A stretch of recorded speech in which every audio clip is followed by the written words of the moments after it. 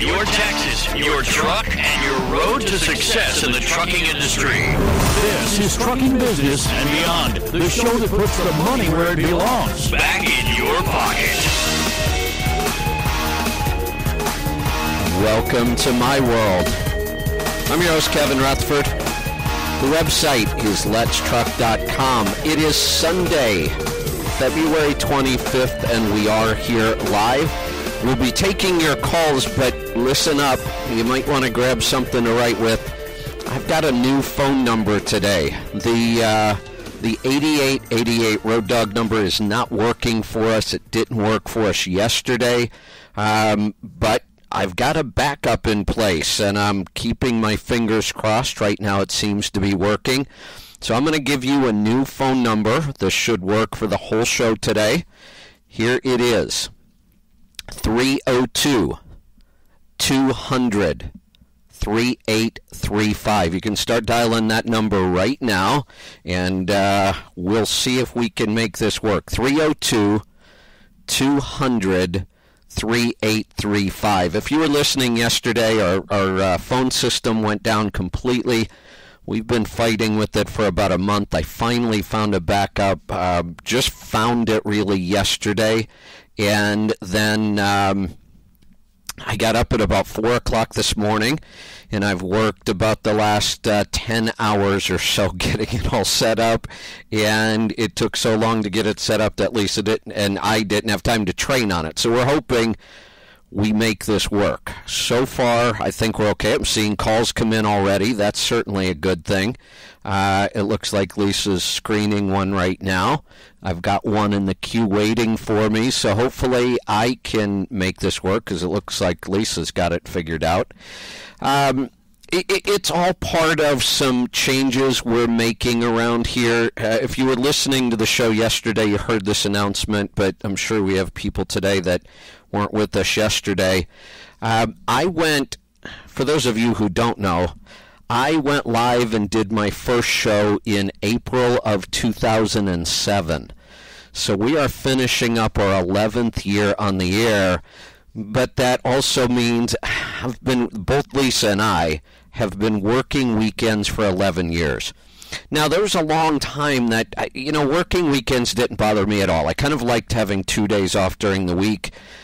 The problem in the last 3 years or so has become that our company has grown. I've become very active in the industry, and working weekends and trying to take 2 days off during the week just didn't work. Partner companies, vendors, customers expect that we work Monday through Friday like everybody else.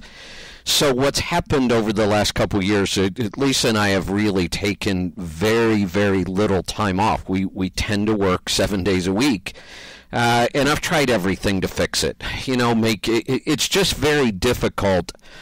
Saturday and Sunday we can't get any work done with anybody else because nobody else works. That means that's 2 days we don't get to work with our employees, our vendors, our partner companies.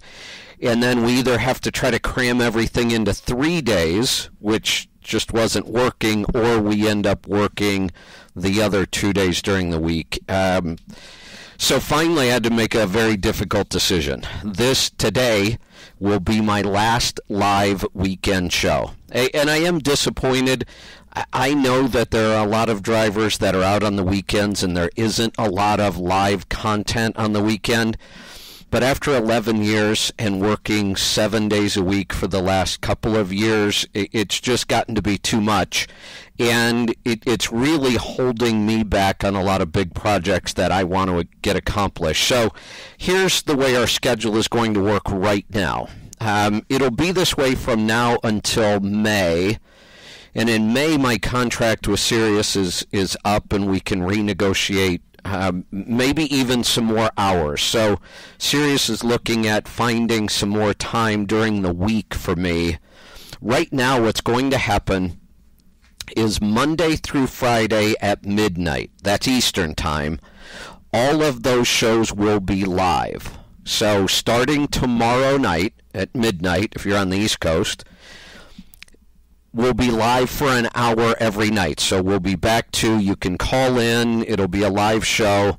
Those are the hours that they will play on the weekends. So I will still have all the same hours. My show will be on all the same times. It's just a matter of when I'm going to be live and when you'll be listening to replays or recorded shows. So starting tomorrow, we will be doing this live at midnight, Monday through Friday. We will also continue some of our podcast recordings during the week. For sure, the Power Hour on Tuesdays. Tomorrow afternoon, we'll actually be doing the podcast with Larry Wingett and I. We always send out a text when we record, so for a while the schedule's kind of going to be up in the air. So when you get a text, you'll know that we're recording. If you don't get a text, we won't be recording that day. So this week it looks like tomorrow we'll record with Larry Wingett in the afternoon, and Tuesday we'll do the Power Hour. Wednesday we won't be recording. So I'll keep you informed. Like I say, for now, through May, we will definitely be doing the 1 hour at midnight, Monday through Friday. And I'm really hoping Sirius can find me some extra hours during the week.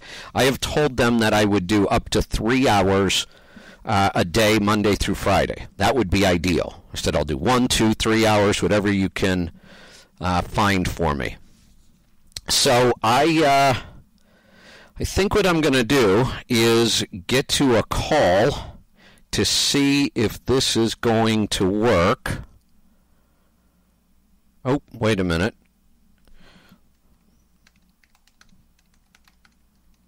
I'm communicating with Lisa by text, and my little brain can't type and talk at the same time.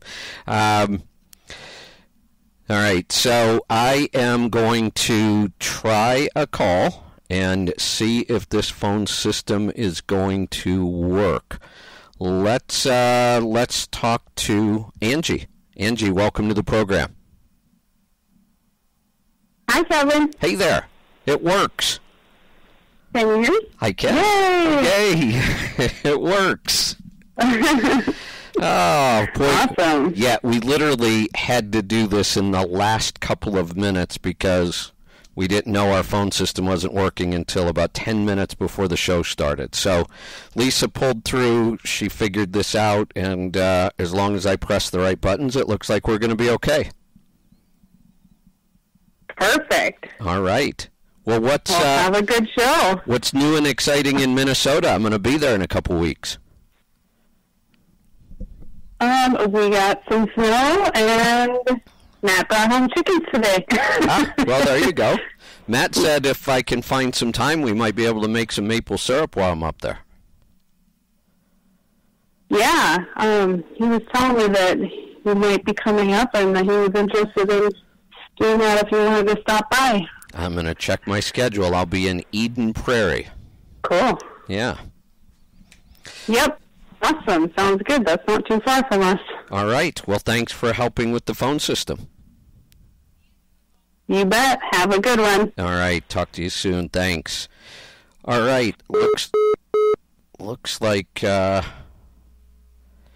well, it looks like I'm going to take us into the break, and then when we come back, I am going to get to some calls, and we will find, it looks like we've got a bunch of calls on the line. So Lisa figured out how to do the screening thing. I'm still working on my end. So I'll take us into a break. I've got a lot of stuff coming up. If you were listening to the show yesterday, you heard my schedule, but I'll go over it again. I have been on the road for almost a month. And it looks like I'm going to be on the road for about 2 more months.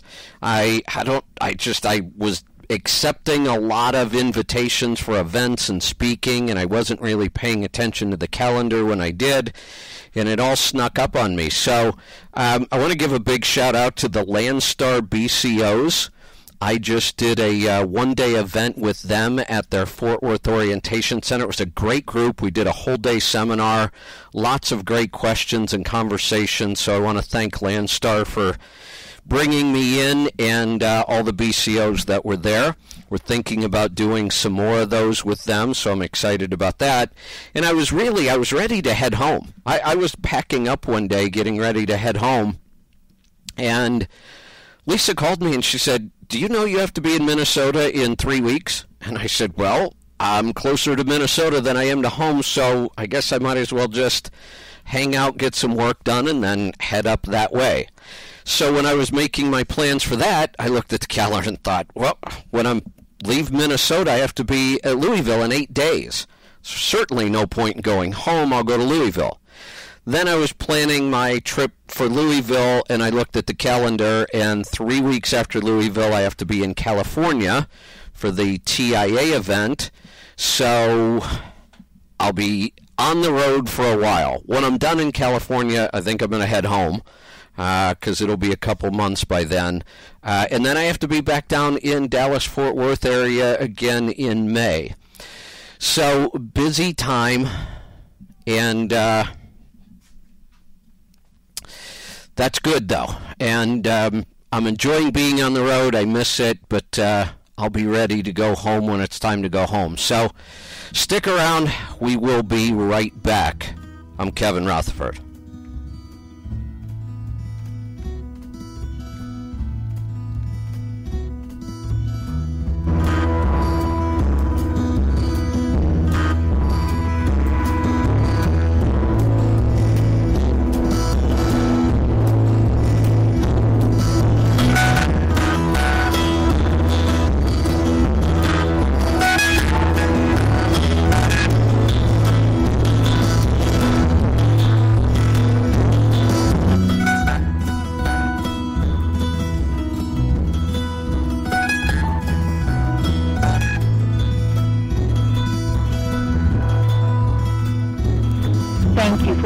Call-in Studios host and call screening the line. Enter your 6-digit PIN number. That was an invalid PIN for the AudioRoad. Welcome, host. You are now in the host room.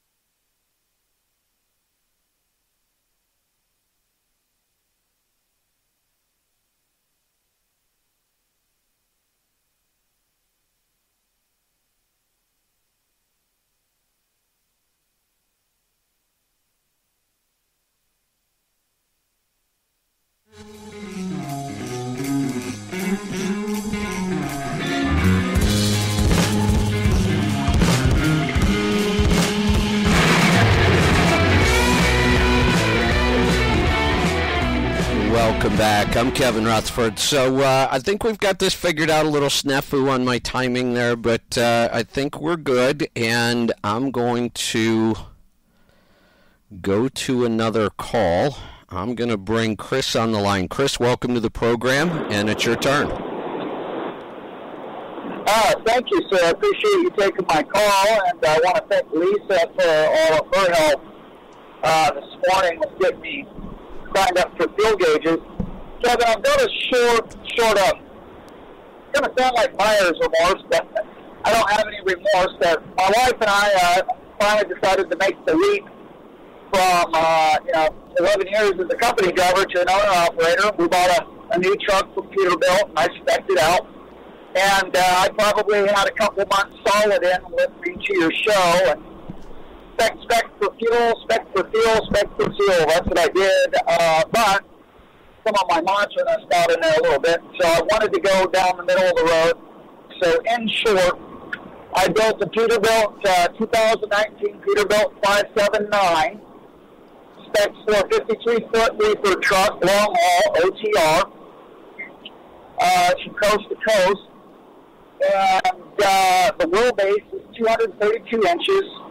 The engine is a MX-13 510 horsepower, and the transmission is a 12-speed automatic. Now, the rear axle is 279, and that's kind of where my question comes in. I wanted a little bit more power, and as a company driver for 11 years, I drove a lot of down-tuned trucks, so going up the hill at 20 miles an hour, even with a light load. Yeah. I wanted a little bit more power. And I'm averaging speeds across the country, in the middle states where I can. It's 70. Right now, as a company driver, I'm booking. I'm in Texas doing 75 right now. But I realize I'd have to take my foot out of the fuel pedal in my own truck if I want to find some savings there. And of course, I told the dealer when we spec'd it, look, I'm going to be averaging 70, but I do need to get some fuel. So we spec'd it as what's called the Epic package. Now, there's a couple things I did and did not do. I got full fairings all the way to the rear or the front drive axle, the bridge fairing up top, the rubber fairing in between the, I guess it would be the side fairings and the sleeper on the bottom of the fairing in between the bumpers. So I'm thinking we're going to do pretty good. Okay. I think my biggest concern would be the 510 horsepower with a 12-speed automatic transmission and the 279 rear end. That's the part where I'm a little bit nervous if I kind of blew it there. No, here's the thing. This confuses a lot of people. Even, veterans that have owned trucks for 20 years don't seem to understand this. That final gear ratio in the rear end changes every time you shift a gear in the transmission. So we would never, ever run out of pulling power. It doesn't matter what you have in your final gear because you have a gear right below it. You switch gears and you pull all you want. So you did this right. We want a really high rear end gear so we get better fuel economy, and you're running in direct. So 12th gear for you is direct, and that's your most efficient gear. That puts the most power to the ground because you're not losing any power through the auxiliary gears in the transmission because you're not turning any auxiliary gears. Your shaft through the transmission is direct, right from front to back. That way you don't lose any power or efficiency turning those auxiliary gears all day long. That's why we spec direct drive transmissions. Why the whole industry hasn't been doing this for decades is beyond me, but I've been telling people to do it this way for 20 years. So you got it right. 510 horse is plenty. There are things we can do to improve performance if you need to. Now, the PECAR engine, still a little new. I'm not sure if Pittsburgh Power can tune that one yet or not, but I know they're working on it. So I think these are great specs. I love all the aerodynamic treatments. I think you did a great job speccing this. Oh, good. That's a relief. Because I kind of knew down the middle of the road, or this is sort of my understanding, we're talking to a lot of guys in the industry, that the bigger the engine, it used to be some people say, oh, well, it's worse to have a larger engine because it's just larger, so you're going to burn more fuel. But my common sense thinking tells me, well, it doesn't have to work as hard, and you're going to get longer life. And I do remember what I learned from your show already is that we want to buy this new truck, but we want to keep this truck for several years. We do, but let's think I'm thinking, okay. Let's think about something. The most popular common engine on the road right now, and has been for decades, is the Detroit 60 Series engine. More of them have been sold than any other engine. That is a 12.7. Yeah, I hear that a lot. It's a 12.7 liter engine. We never thought of that as a small engine, but it's technically a 12 liter. It's a 12.7.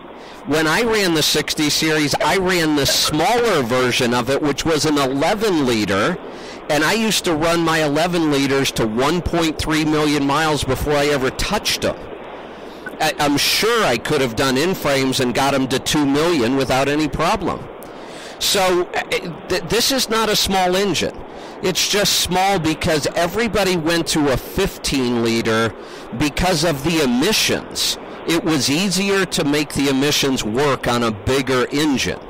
But now we're starting to move back to the 13 and 12 liter engines now that we have emissions figured out, because that's kind of the sweet spot. 11 liters for over the road might be a little small, but 13 liters, 12 and 13 liters, I think is the sweet spot. We just got away from that because of all the emissions for a while. So I think you're kind of like a trendsetter. I've said I would buy a DD13 or I would buy an MX13. They're smaller, they're lighter, they get better fuel economy, we can get tons of power and torque out of them, and there's no reason they won't be million-plus mile engines the first time. Then we can rebuild them and do it again. Yeah. All right, well, that is a lot of relief. So I think jumping on board with the fuel gauges and picking up the truck in March, maybe in 6 months I can get back to you and I'll sort of learn along the way here. I'm sure I'll be blowing up your text phone number and yeah, that's fine. Trying to do the best I can to save my family some money, but I think overall if I can keep my fuel pedal off 75 miles an hour, I'll be all right there. There you go. And just chuck along. I would add one more thing to finish out the aerodynamics on that truck. I would put the flow below on it. And that's on the tractor, or is that on the trailer? That's the tractor. That's that wishbone, dog bone looking thing that goes between the two tandems, and then it includes all the wheel covers, and that will really finish out, because you did a nice job of speccing this all the way back to the axles. Then you add that flow below kit, which it's actually the in between the two tandems, all the wheel covers, and then the piece that goes right behind the tandems, and it smooths out the airflow all the way back to the trailer. Okay, what about chaining, though? Because I like to swing those chains over down the path. These are pretty easy to take off if you wanted to. Yeah, they're not that tough to take on and off. It's a pretty simple device. So maybe just do it as a seasonal thing. When I know I'm going to be running a hill, I'll take them off. Yeah, they're pretty durable too. They're like a polycarbonate plastic, so they're pretty durable. I don't think you'd have a big problem with them. Now, what about the wheel covers? I ran them before on an old Cascadia a couple of years ago.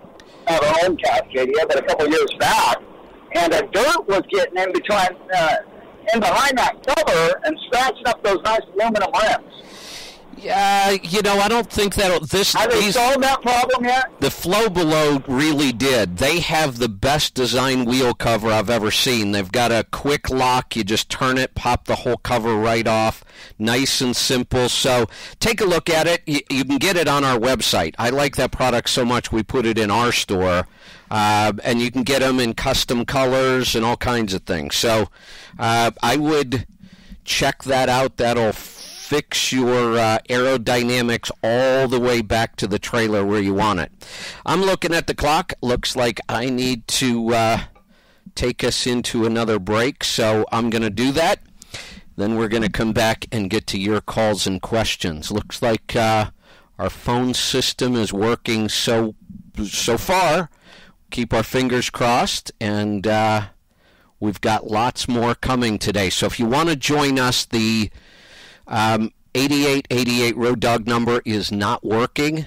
You will need to dial, let me give you that number. It is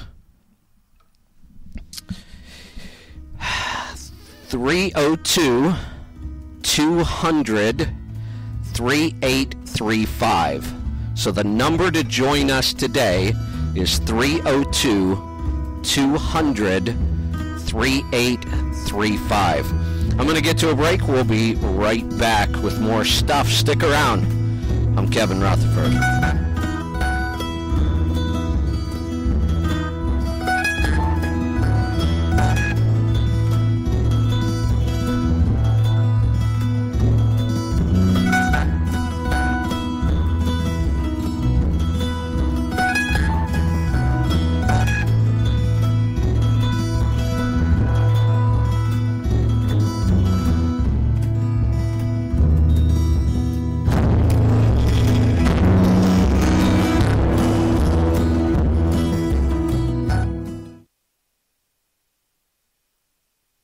Have you checked out Let's Truck University yet?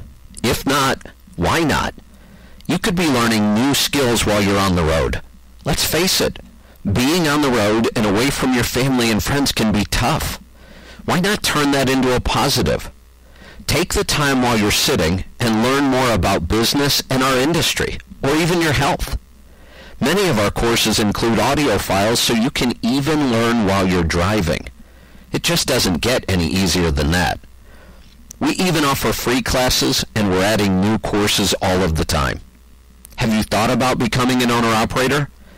If so, I have a free course to help you avoid the 6 biggest mistakes I watch people make every day. If after taking that course, you decide you really do want to buy a truck and become your own boss, I have a full 16-week class that I teach personally online. It covers everything you need to do to get started, be successful and profitable, and even grow your new business into a fleet. It includes audio, video, worksheets, checklists, and weekly live webinars that I teach. There's nothing else like it on the planet. I've helped thousands of drivers become successful owner-operators and even carriers, and I can help you. If you're already in business, do you know that you could be saving thousands of dollars a year by understanding where and how to buy your fuel? I have a course that will show you how. We also have a tool that will show you exactly where to buy your fuel on every trip. Just put in origin and destination, and it will route your trip, check real-time fuel prices at every stop along the way, calculate the lowest price based on fuel tax in each state, and show you exactly which fuel stop will be your lowest price. You'll save thousands of dollars every year with just a couple clicks of the mouse. You'll find a great offer right in my course titled Fuel Optimization. Let's face it though, there's no point in being successful if you're not healthy enough to enjoy it. Have you heard about the ketogenic lifestyle? I've been teaching drivers how to get healthy, lose weight, reverse diabetes, high blood pressure, joint pain, and so much more for over 3 years now. The keto lifestyle is not a fad. It's science, and it's becoming wildly popular because it really works. You get to eat food you love, and you'll never be hungry. I have a course that shows you exactly how to do it on the road. And of course, There's the Super Bowl of trucking. The biggest, baddest owner-operator event on the planet. I'm talking about the CMC. It's 5 jam-packed days of learning, networking, building relationships, and so much more. The 2018 CMC will be in Council Bluffs, Iowa this September. There's way too much to cover here, but you can find out more about all of our classes, products, and events at the website, letstruck.com, or call our awesome TribeCare team at 855.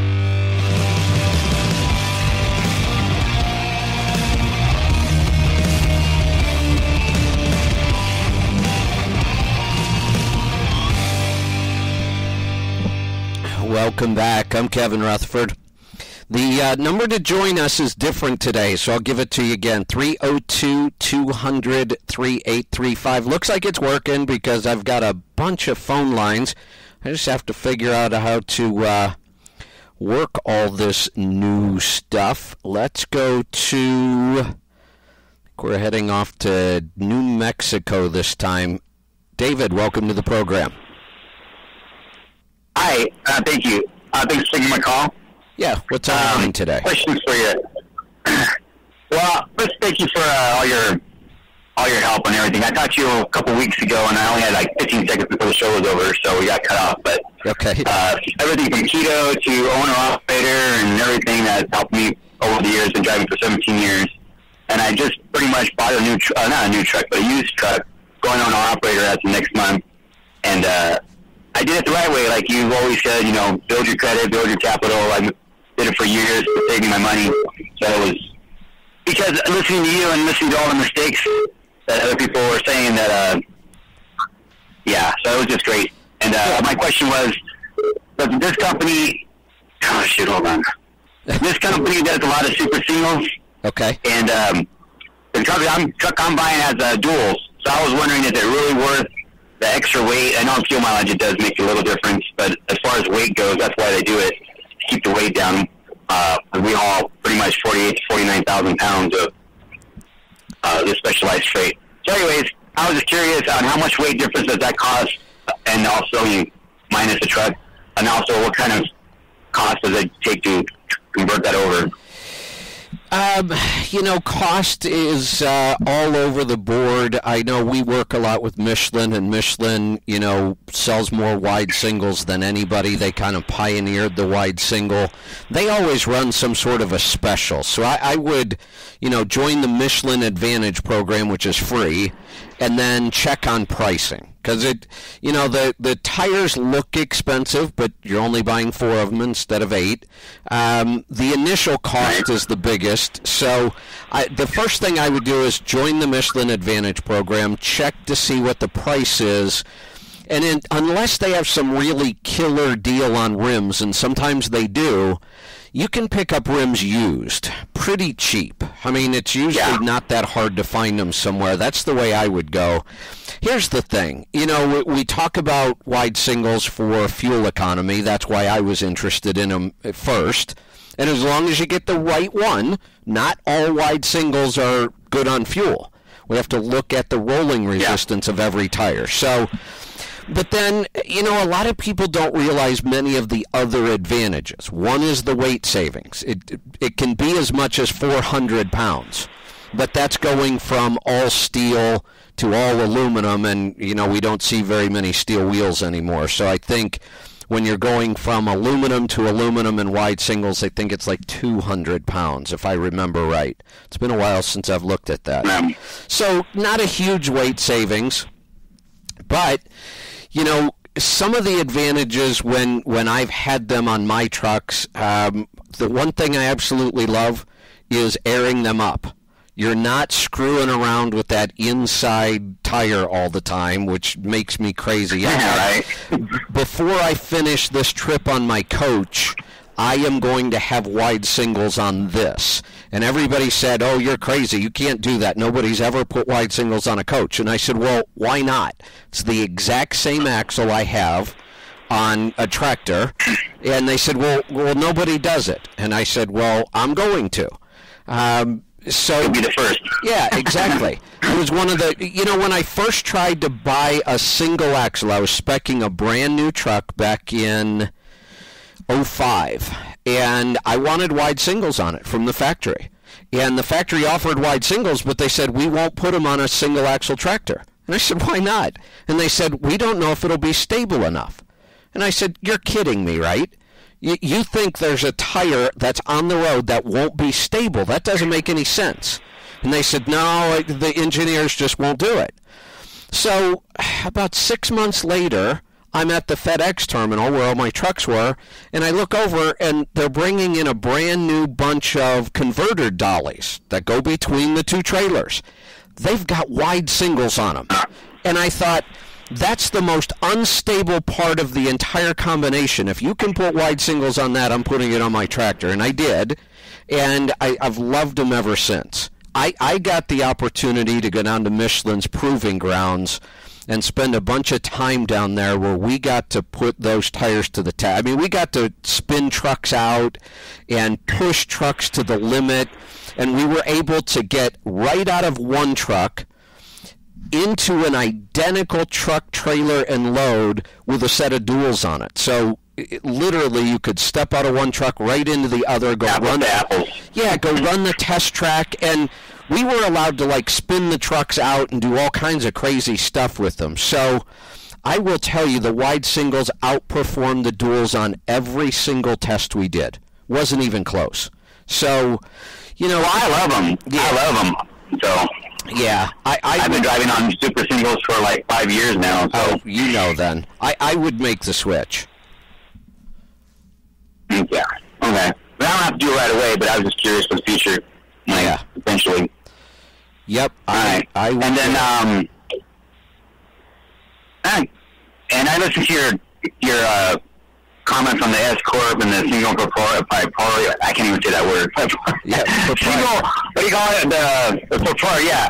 That one right there for your first year. So I know all one operators here that I've talked to. I have them all on my, not all of them, but some of them, the ones that have been here for the longest. And they do all pretty much net over $90,000 a year. So I just torn between the two because I know you said the first year just do it that way. Well, and then after that, you can see what your numbers are. Here's the thing, and sometimes I say things on the air because I'm kind of talking to everybody, and I don't want everybody to run out and form a corporation and then say, well, Kevin said I should. But when I can talk to somebody individually, if you've got guys that are making that kind of money, and the other thing is, with the new tax law that started this year, we can make the corporation advantageous down into lower numbers. So I would say I would go ahead and form the S Corp this year for you. Yeah. All right. Good deal. Yeah. All right. Well, that answers my questions, and I'll let you get to another caller. Thanks for taking my call. All right. Good stuff. Congratulations on that, by the way. That's exciting. Let's go to Texas. Tad, welcome to the program. Hey, what's going on, brother? Hey, how you doing today? Hey, good. I just want to comment first, say that's going to work out good for me Monday through Friday because that frees up my weekend for races and baseball. So there you go. That's a win-win for me, bro. There you go. But my question to you, first of all, I want to say most. It's been, like I said, 4 years, 6 months next month, and I don't even know what to say, but to say thank you for your dedication of all this time and not taking work off and helping us out, you and Lisa and the tribe, just doing your everything to get all kinds of information, classes, yada, yada. And I wouldn't be successful if it wasn't for you and your hard work, Kevin. Well, you're welcome, and it's as much as I need the time off, and Lisa and I need to get a life back. It's a little sad to know that this is the last weekend. 12 years, 11 full years going into our 12th year. That's a long time, and I like the fact, that we were live on the weekends when there's very few other live shows. But we've tried everything else, and it's just something that has to be done. Yeah, and just like me, as we talked a month ago, I have thanks to a great blessing, I got me a great Steve, Steve Wheeler, and because of him, I'm pulling the trigger, and I decided to go and get this done, and I should be at Landstar April 2nd, and I've already got me a dedicated run that pays very, very well, and I should be home Friday, Saturdays, and Sundays. Wow. That's exciting.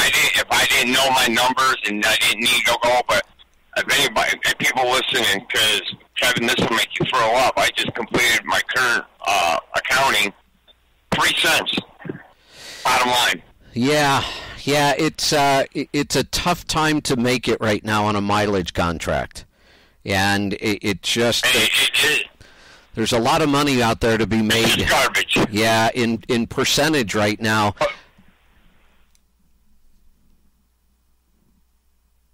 Go ahead. All right, but I was just saying, though, this deal, I mean, I've got all my ducks in a row. I'm so ready for this. I'm also getting ready to get my life back. 4 years of nothing but sacrifice, dedication, and now I'm going to reap the rewards. And if it wasn't for Steve, it wouldn't be possible. He's a very dear friend to me, and all your teachings and everything. And I will be collecting my title the 26th of March, and should be over at Landstar the first week. And I've already got free agents lined up with get this, the one I'm talking about on the dedicated 7 minutes from my house. The other one is a minute, and the other one is 20 minutes from my house. Now, you talk about a dream job millionaire. Yeah, fantastic. Hey, I've got to put you I know. Back on hold. Got to get to the break. We'll do it right after this. We'll be back. Stick around. Kevin Rutherford.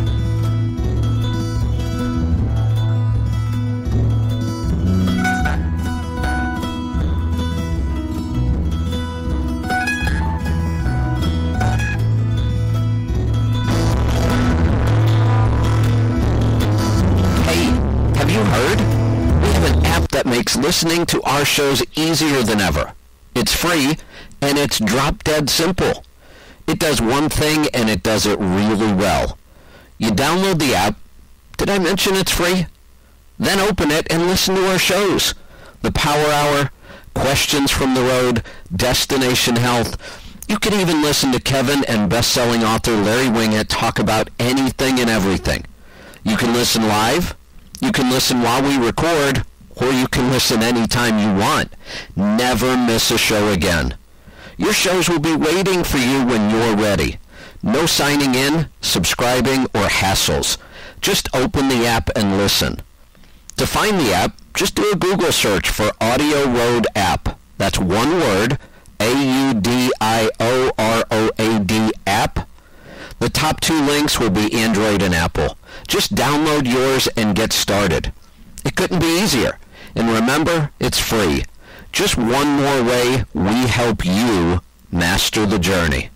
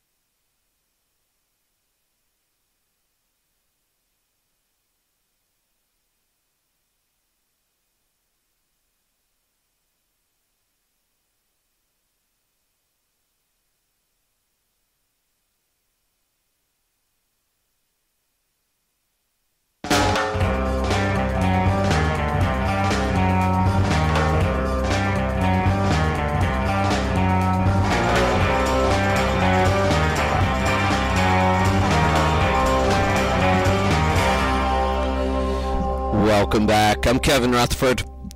The number to join us today is a little different. We're using our backup phone system, and so far it's working great. Here's the number. You might want to write this down: 302-200-3835. 302-200-3835. I'm going to get back to the phones. I was talking with Tad in Texas. Tad, go ahead. Yeah, it's just amazing how this man here has been following me since the first time I called you with a 5.6 mile an hour truck, per gallon truck. And good things do come to people who work hard. And I'm so ready to excel. He's seen my operation and the way I am being meticulous in my accounting and following me for 4 years. And he said I'm going to hit the ground running, but I had a lot of help, and if it wasn't for all the learning I did, the numbers, fuel economy, the modifications, this, that, knowing I got to go, I just can't make it work anymore, and I'm looking forward to a bright future, and I'm going to give you 98% of the credit, Kevin, because if I didn't get to know you or how to run the business, I wouldn't be ready. But like I said, I just wanted to say thank you and let you know the update. We're getting ready to do this and get my life back. And all I can say is thank you, Kevin. Well, and I'm looking forward to hearing you through the week. You are welcome. Fantastic. Great to hear from you. Can't wait to hear the updates. And now that you'll be at Landstar, maybe we'll be doing another event for their BCOs. Landstar puts that on for their BCOs, and it's free for the BCOs. And we had 100 people. That's all the room they had at the orientation center. Not everybody showed up last minute. You know what it's like in trucking. Last minute loads change, but we had a lot of people there. It was a great event. We're hoping to maybe do some more. So maybe we'll see you at one. Let's go to Oregon. Al, welcome to the program. Thanks for taking my call. I called regarding my pocket gauges. They should have it there. 20299B is the truck number. And I got an IFTA or fuel tax question. Basically, you still recommend buying fuel in Oregon? I know a while back before was you didn't, and then you say, well, right now because fuel's cheaper in Oregon.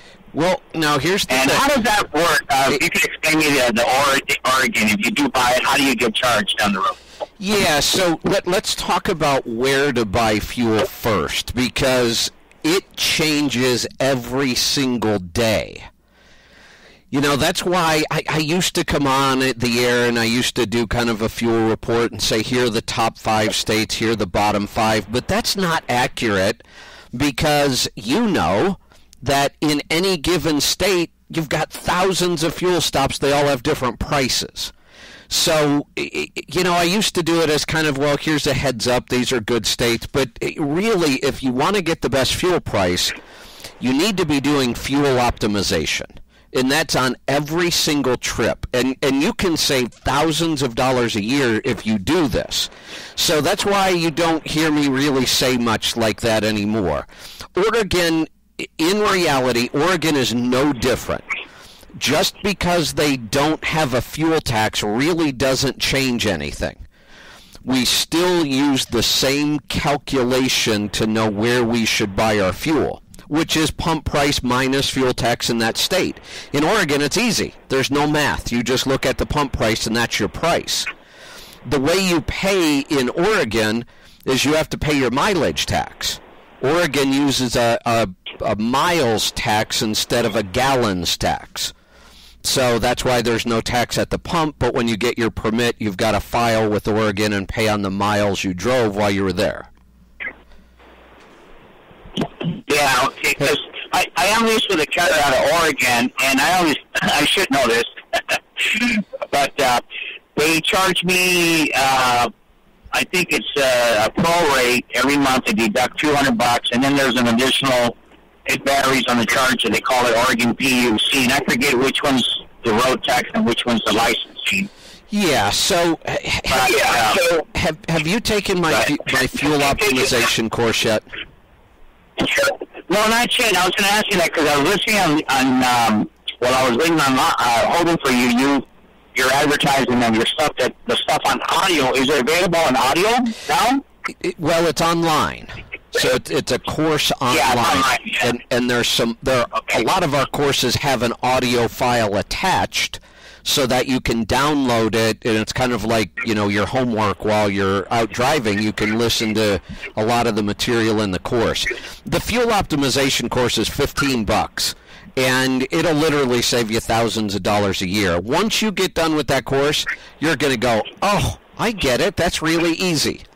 Fuel tax is one of those things. When you don't understand it, it looks really confusing.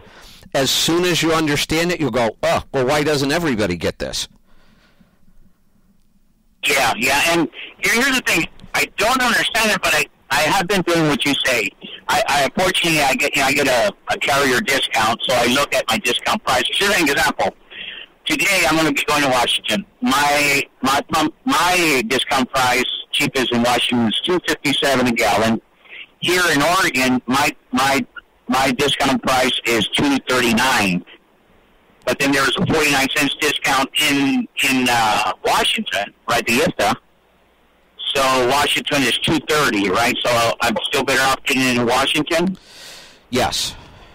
When the math is, the pump price minus the state tax, and then when you have discounts, we have a tool, and when you go through the fuel optimization course, you'll see it's an online program that you use.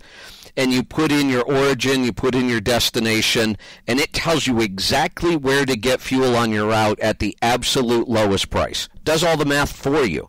It checks real-time fuel prices, does all the math on the fuel tax, and says, get fuel here. And you can even put your discounts into the program. So if you know that you get 10 cents off at Flying J and 8 cents off at Pilot, however it works, you can go in and tell the system that, and it will do all the math for you and tell you exactly where to buy your fuel. Oh, okay. You got me hooked now.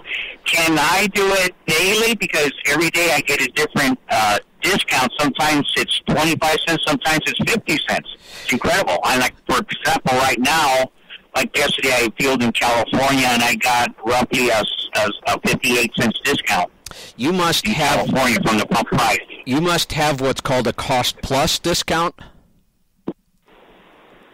I don't know. I never asked. It just varies. If it's that big, and it changes every day, that's what's called cost plus. That's all different. Okay. Yeah, that's a different animal. So a lot of carriers will say, look, we negotiated 10 cents off at Flying J and 8 cents off at Pilot, whatever.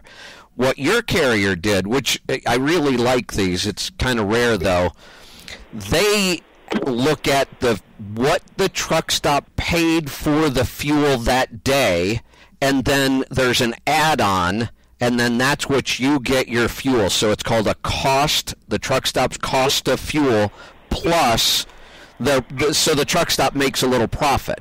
But cost plus discounts are great. So it sounds like you've got some good discounts there. Now let's get to your business report here before I run out of the hour. Why is your insurance so high?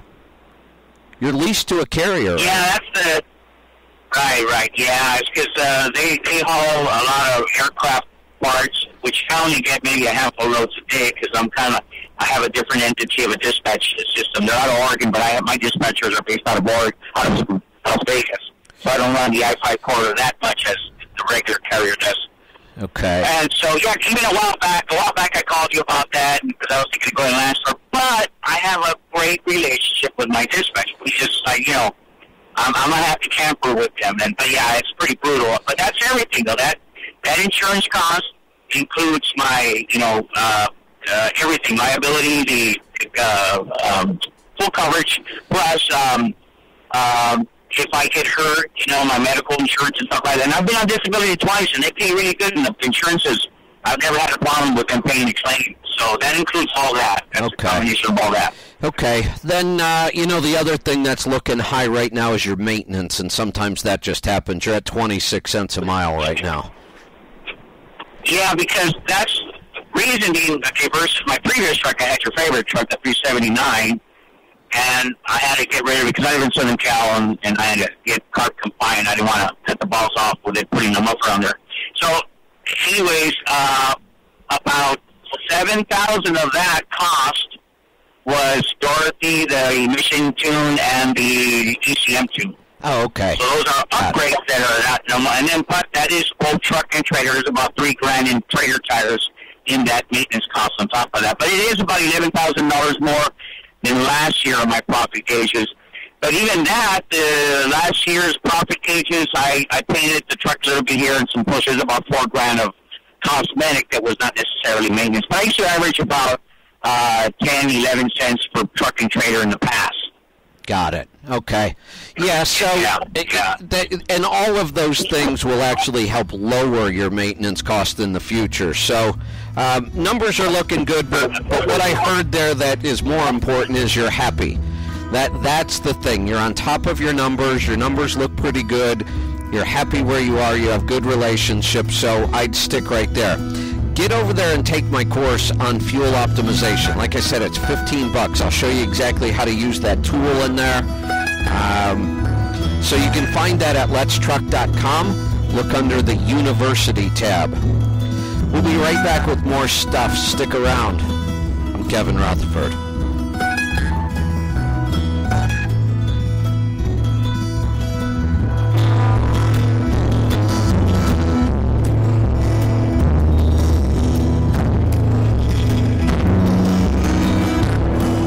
Checked out Let's Truck University yet? If not, why not? You could be learning new skills while you're on the road. Let's face it, being on the road and away from your family and friends can be tough.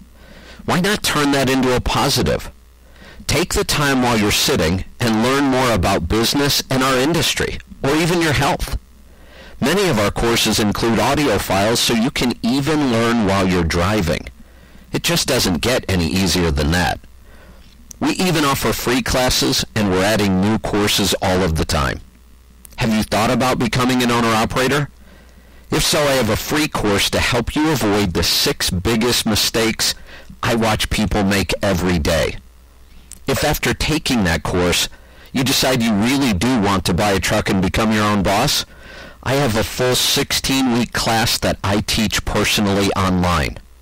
It covers everything you need to do to get started, be successful and profitable, and even grow your new business into a fleet.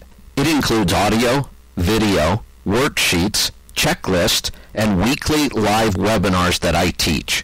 There's nothing else like it on the planet.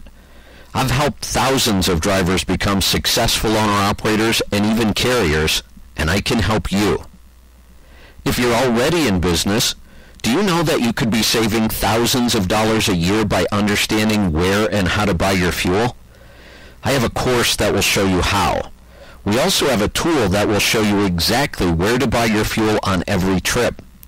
Just put in origin and destination, and it will route your trip, check real-time fuel prices at every stop along the way, calculate the lowest price based on fuel tax in each state, and show you exactly which fuel stop will be your lowest price. You'll save thousands of dollars every year with just a couple clicks of the mouse.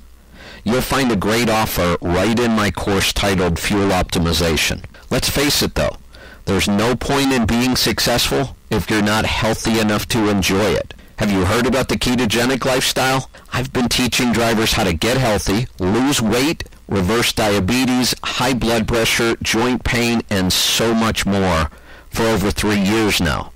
The keto lifestyle is not a fad. It's science, and it's becoming wildly popular because it really works. You get to eat food you love, and you'll never be hungry. I have a course that shows you exactly how to do it on the road. And of course, there's the Super Bowl of trucking, the biggest, baddest owner-operator event on the planet.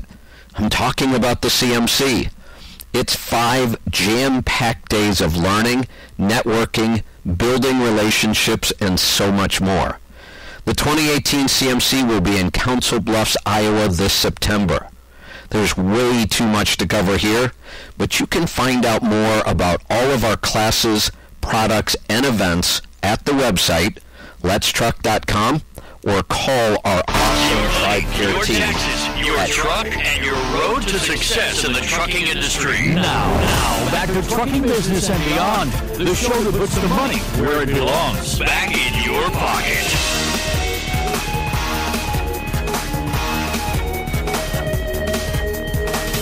Welcome back. I'm Kevin Rutherford. The website is letstruck.com. The phone number is a little different today. The 8888 Road Dog number is not working today, but the good news is we finally got a backup phone system in place, and we got it in place with just minutes to spare today. So here's the number. You might want to write this down. I've got some calls. I'm going to get to them. Things are working good so far. 302-200-3835. That's the number to get in today. 302-200-3835. I'm going to get to the calls. Looks like we are heading off to Texas this time. Tim, welcome to the program.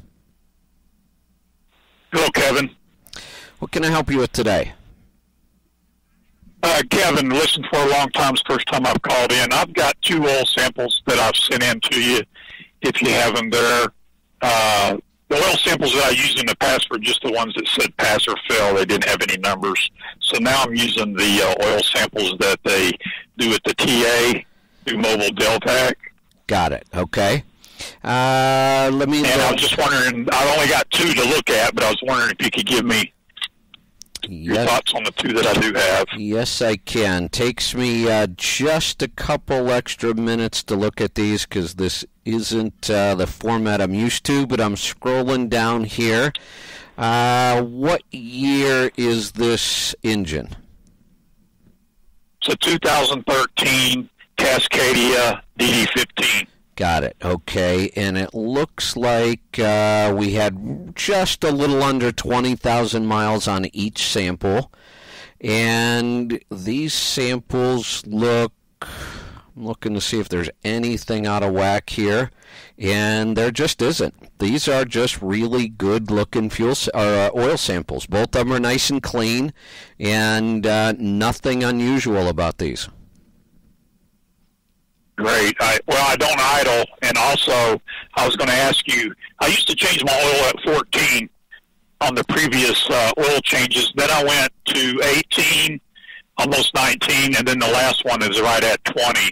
So do you think I'm all right at doing them right at about 20? Does it look good enough to continue to do it that way? Well, I'll go one better. You are throwing away really good oil. Do you know what the recommended interval is on that engine? No, I'm not sure, Kevin. Maybe is it supposed to be 25? Oh no, it's 50. And I will tell you, they are very. 50,000 miles is the recommended change, and I look at a lot of oil samples on DD15s that people go right to 50,000, and they're still really clean. See, the DD15 has some limited bypass filtration on it. So, when you hear me talking about the OPS and we look at samples with 100, 150, 200,000 miles and it's still clean, that's because that's a full-on bypass filter. The OEMs are finally starting to move in that direction. It just takes them a long time. I started using bypass filtration back in 1995, and it had been around a lot longer than that. They're just now getting around to it, but it works. So the PACCAR MX engine is a 50,000-mile oil change. The DD15 is a 50,000, and it will keep the oil clean that long. So I would take your next one all the way to 50 and sample it then. Wow, I would have never thought to go that long. I'm just real particular about that kind of thing and maintenance. And the soot looks okay, and so I'm not getting any dirt or anything like that. Oh no, your numbers are We don't even really worry about dirt. Shows up as silicon on here, so when you look down there, it's the first line under contaminants. You had 4 and 6. We don't even think about it till it gets to 15 or 20. And if that happens, it's usually because you've got a tear in the air filter or something along those lines that lets dirt in. Your soot is 0.4 and 0.5. That's nothing. You've got no fuel dilution. Your wear metals are low. So you're really throwing away really clean oil. Wow. Okay, I'm gonna extend that then. I got another quick question for you, Kevin. Sure. Are you able to look at my January numbers? I'm with Landstar, by the way, and I use a lot of I use your profit gauges and the fuel gauges, and I'm real picky about all that and record keeping and all that. Let me do this. I am going to put you back in the queue, and I'll have Lisa pick up. I can't multitask. I can't talk and type or talk and look for things, so it's not hard to find your account in profit gauges. But if I tried doing it, there would be dead air. I would stop talking every time I started typing. So I'll have Lisa pull up those numbers. She can send them over to me, and I'll bring you back on when we get those. So I am going to head off to, well, we're going to stay in Texas, but I'm going to talk to Joe this time. Joe, welcome to the program. Kevin, how you doing today? Doing great. What can I help you with? I've got two subjects. One is a tax question, and the other is question about I am looking to buy a used trailer that has a rebuilt salvage title. And I know salvage vehicles are looked at almost as secondary, but I wanted your opinion. Would you ever consider buying a salvage vehicle? And do you know if I'm leased to a carrier? Do you know if they usually frown upon it or not? Well, or is it something that I should never bring up? Well, you said the word vehicle, so I need to clarify. I would never, I don't like the word never, but I can't imagine that I would ever buy a salvaged car unless we're going to make a project out of it. And the same with a truck. I mean, there's so many trucks for sale, I wouldn't even look at salvage. There's too much we don't know. No, I know. I just want to clarify, though. This is a trailer. Right. I just want to clarify that if it were a truck, this would be a different story. But on a trailer, God, there's just not that much to them. Trailers are just pretty darn simple things, you know? We can look at them. If something does go wrong, they're not that expensive to replace things. If it were a reefer, that might be a different matter. But I'm assuming this is just a dry van or a flatbed, right? No. It's a moving van, electronics style moving van. So it's a little different. Yeah. And it has a tuck under gate. And I was told that it was rear-ended and that it was apparently totaled, I guess, and then the guy who owned it repaired it and was running it for several years. Yeah, 3 to 4 years. That's still a fairly simple type of trailer. Even the gate isn't all that big of a deal. So this would be one of those cases. If I got a really good deal on it, I would do it. Can you get this significantly lower than the market price of a similar trailer? It's not significantly, but I haven't bartered with them yet. Okay. They have a price listed on it, which is it's reasonable, but it's not cheap. Let's put it that way. So my question, though, really comes out to, after the price, is are you aware of any states that would have problems or carriers that might not want it? No, here's the thing. I mean, if it's got a legal title, even if it's a salvage title, if it's a legal title, you can get plates and all that stuff. And if you have plates, the carriers could care less. That's all that really matters. So, as long as this thing is legal to get plates on, and obviously it is if he's been running it around for a couple of years, you won't have any issues with that. So I wouldn't worry about that. And then obviously it's got to pass inspection, but I'm assuming it can do all those things. So the fact that it's a salvage title is really no big deal. Because I didn't know about insurance either. Now, I had a car that I owned it. It got flooded, got totaled, and I bought it back. That had a salvage title, and I ran that for another 8 years. Yeah. Never had an issue. The same insurance company insured it again. You just couldn't get collision or fire or theft on it, but you always had liability. Right.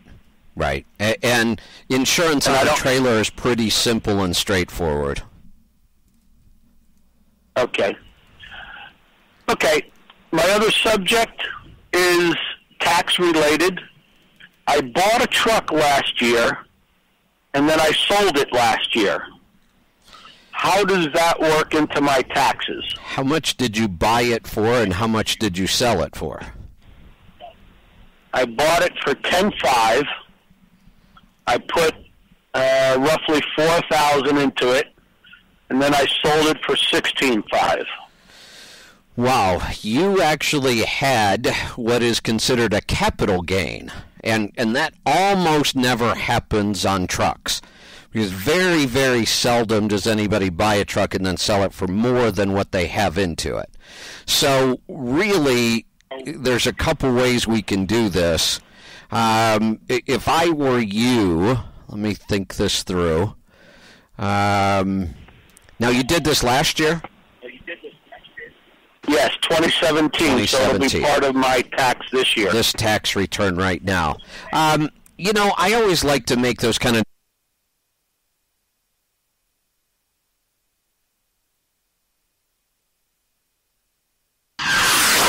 Did you know that 35% of fuel economy can be attributed to your driving habits? Use the Scan Gauge KR to maximize your driving efficiency. The Scan Gauge KR has built-in and programmable digital gauges that allow you to read instant fuel mileage, average fuel economy, and dozens more gauges as you drive. Get to know your truck and learn how you can improve your fuel costs and keep your money in your pocket where it belongs. Drive smarter and master the journey. Get yours today at letstruck.com or call our TribeCare team at 855-800-FUEL. That's 855-800-3835. Hey, have you heard? We have an app that makes listening to our shows easier than ever. It's free, and it's drop-dead simple. It does one thing, and it does it really well. You download the app.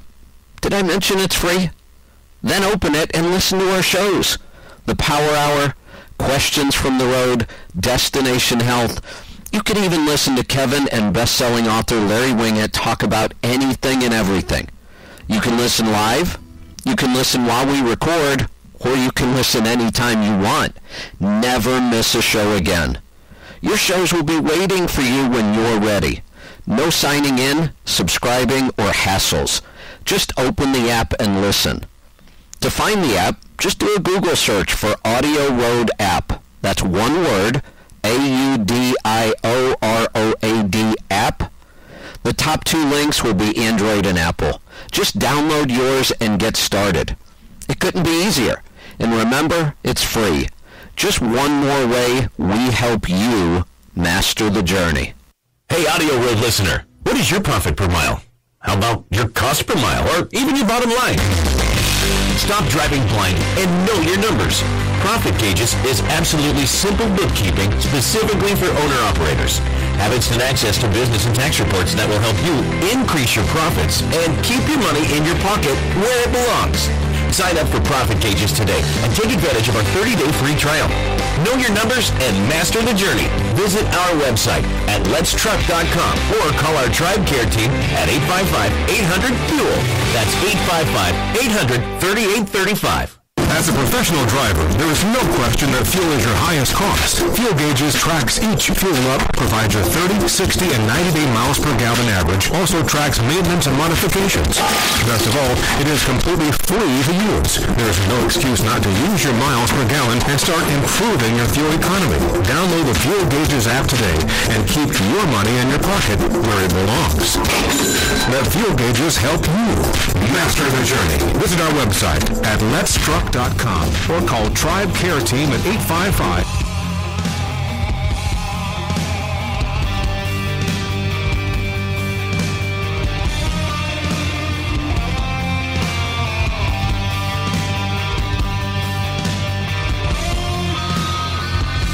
Welcome back. I'm Kevin Rothsford.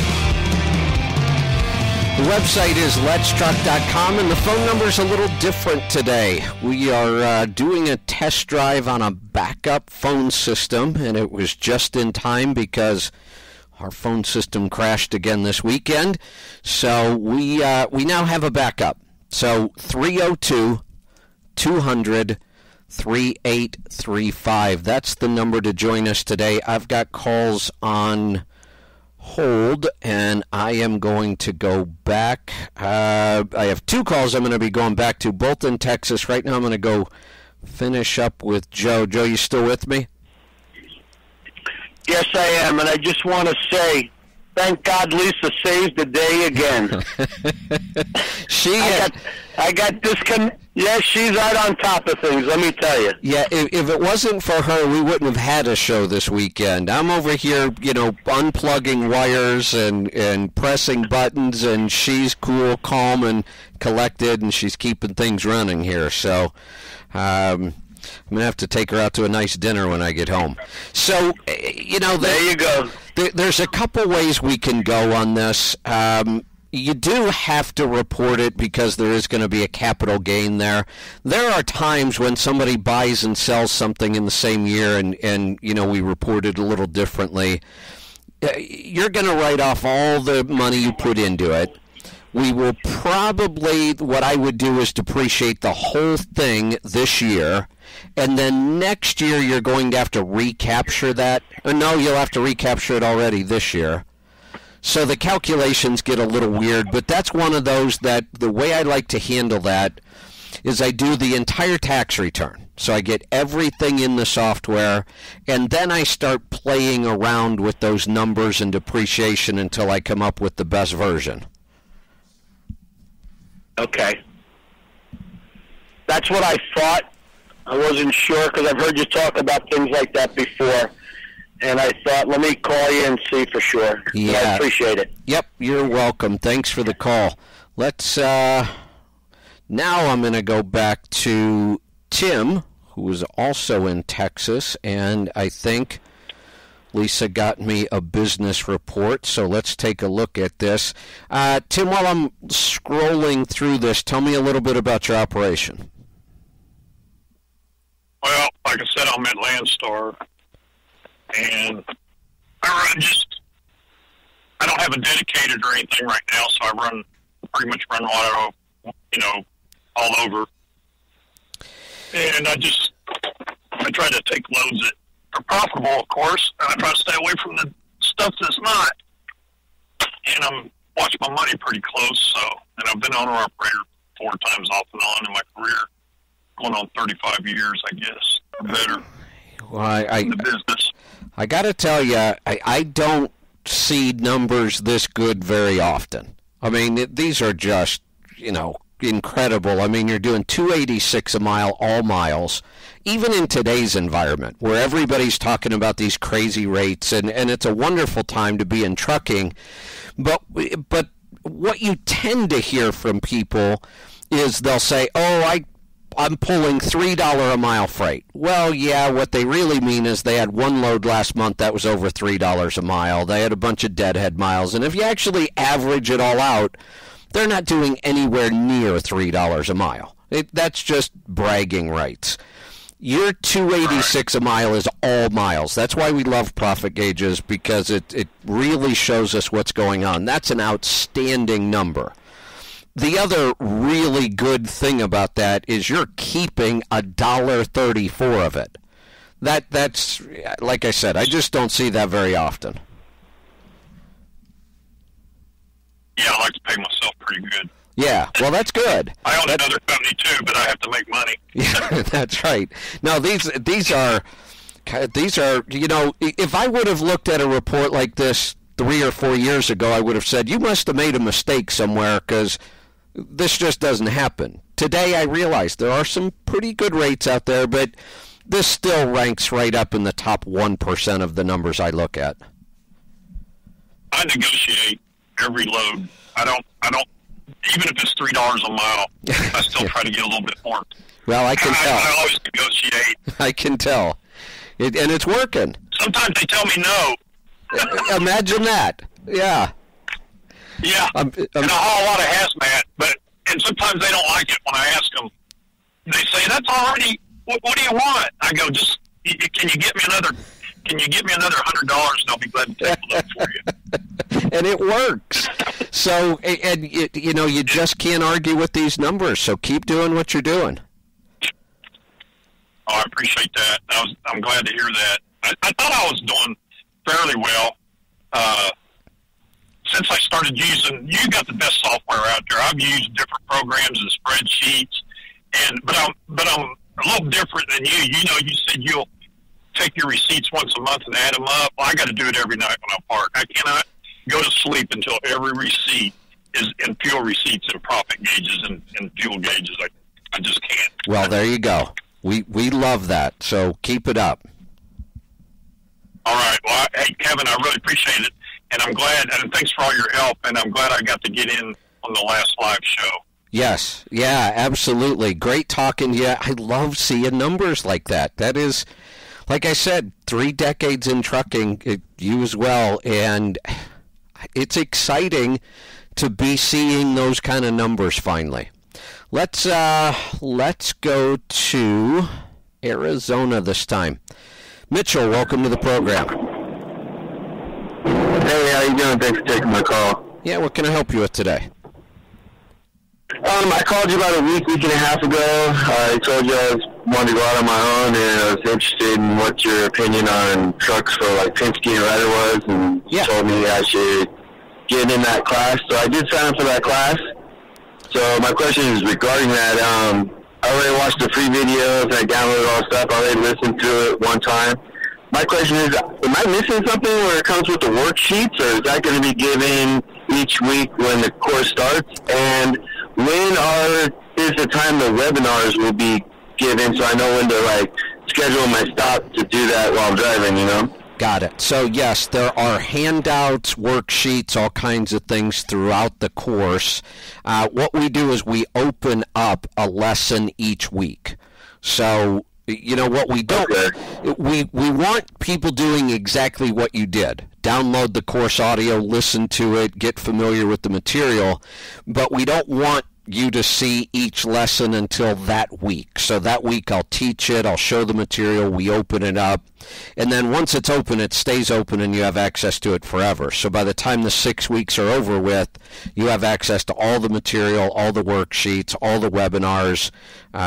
So you're in great shape right now. The webinars are Monday, 6 o'clock Eastern time. So we do it every Monday at 6 o'clock Eastern. Okay, so 4 o'clock on my home terminal dash clock. Okay. Yeah. Mondays at 4 o'clock. Okay. Well, yeah, I'm all signed up and just waiting to go. Fantastic. I'm looking forward to it. All right. Well, thank you, and I appreciate what you do, and see you on the 12th, I believe it is. Yep. See you then. So if you're interested, the class that he's talking about is the startup class. And, you know, I call it a startup class because that's what it's designed to be. It's designed to take somebody who really doesn't know how to get started, how to set up the business, how to set up the accounting, what business entity you should be, all of those startup things that you're wondering what to do. Then I go through how to find the right truck, how to spec the right truck, how to negotiate for the right truck, how much you should be paying, how to inspect it. I talk about, really in depth about finding the right partner carrier. There's a lot of material.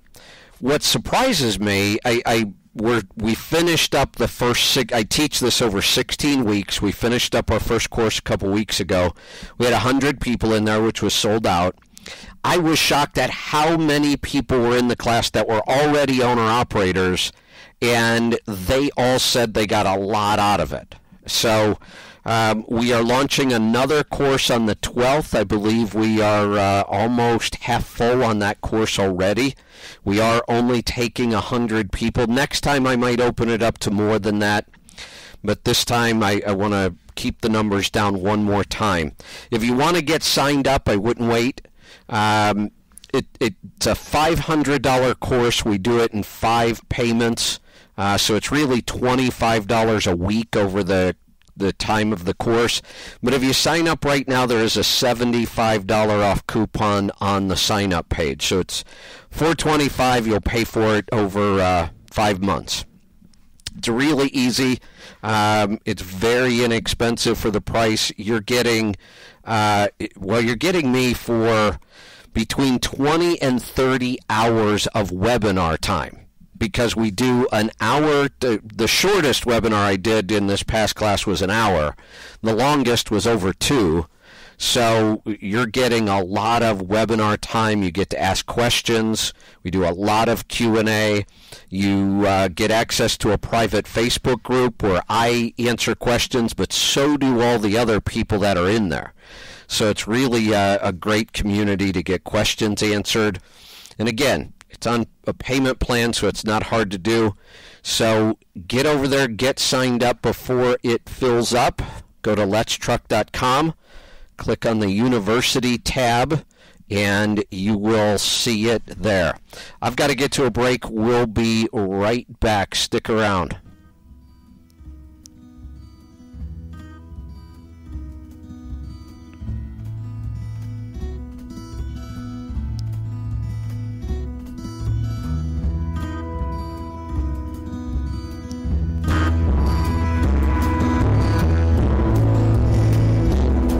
Checked out Let's Truck University yet? If not, why not? You could be learning new skills while you're on the road. Let's face it, being on the road and away from your family and friends can be tough. Why not turn that into a positive? Take the time while you're sitting and learn more about business and our industry, or even your health. Many of our courses include audio files, so you can even learn while you're driving. It just doesn't get any easier than that. We even offer free classes, and we're adding new courses all of the time. Have you thought about becoming an owner-operator? If so, I have a free course to help you avoid the 6 biggest mistakes I watch people make every day. If after taking that course, you decide you really do want to buy a truck and become your own boss, I have a full 16-week class that I teach personally online. It covers everything you need to do to get started, be successful and profitable, and even grow your new business into a fleet. It includes audio, video, worksheets, checklists, and weekly live webinars that I teach. There's nothing else like it on the planet. I've helped thousands of drivers become successful owner-operators and even carriers, and I can help you. If you're already in business, do you know that you could be saving thousands of dollars a year by understanding where and how to buy your fuel? I have a course that will show you how. We also have a tool that will show you exactly where to buy your fuel on every trip.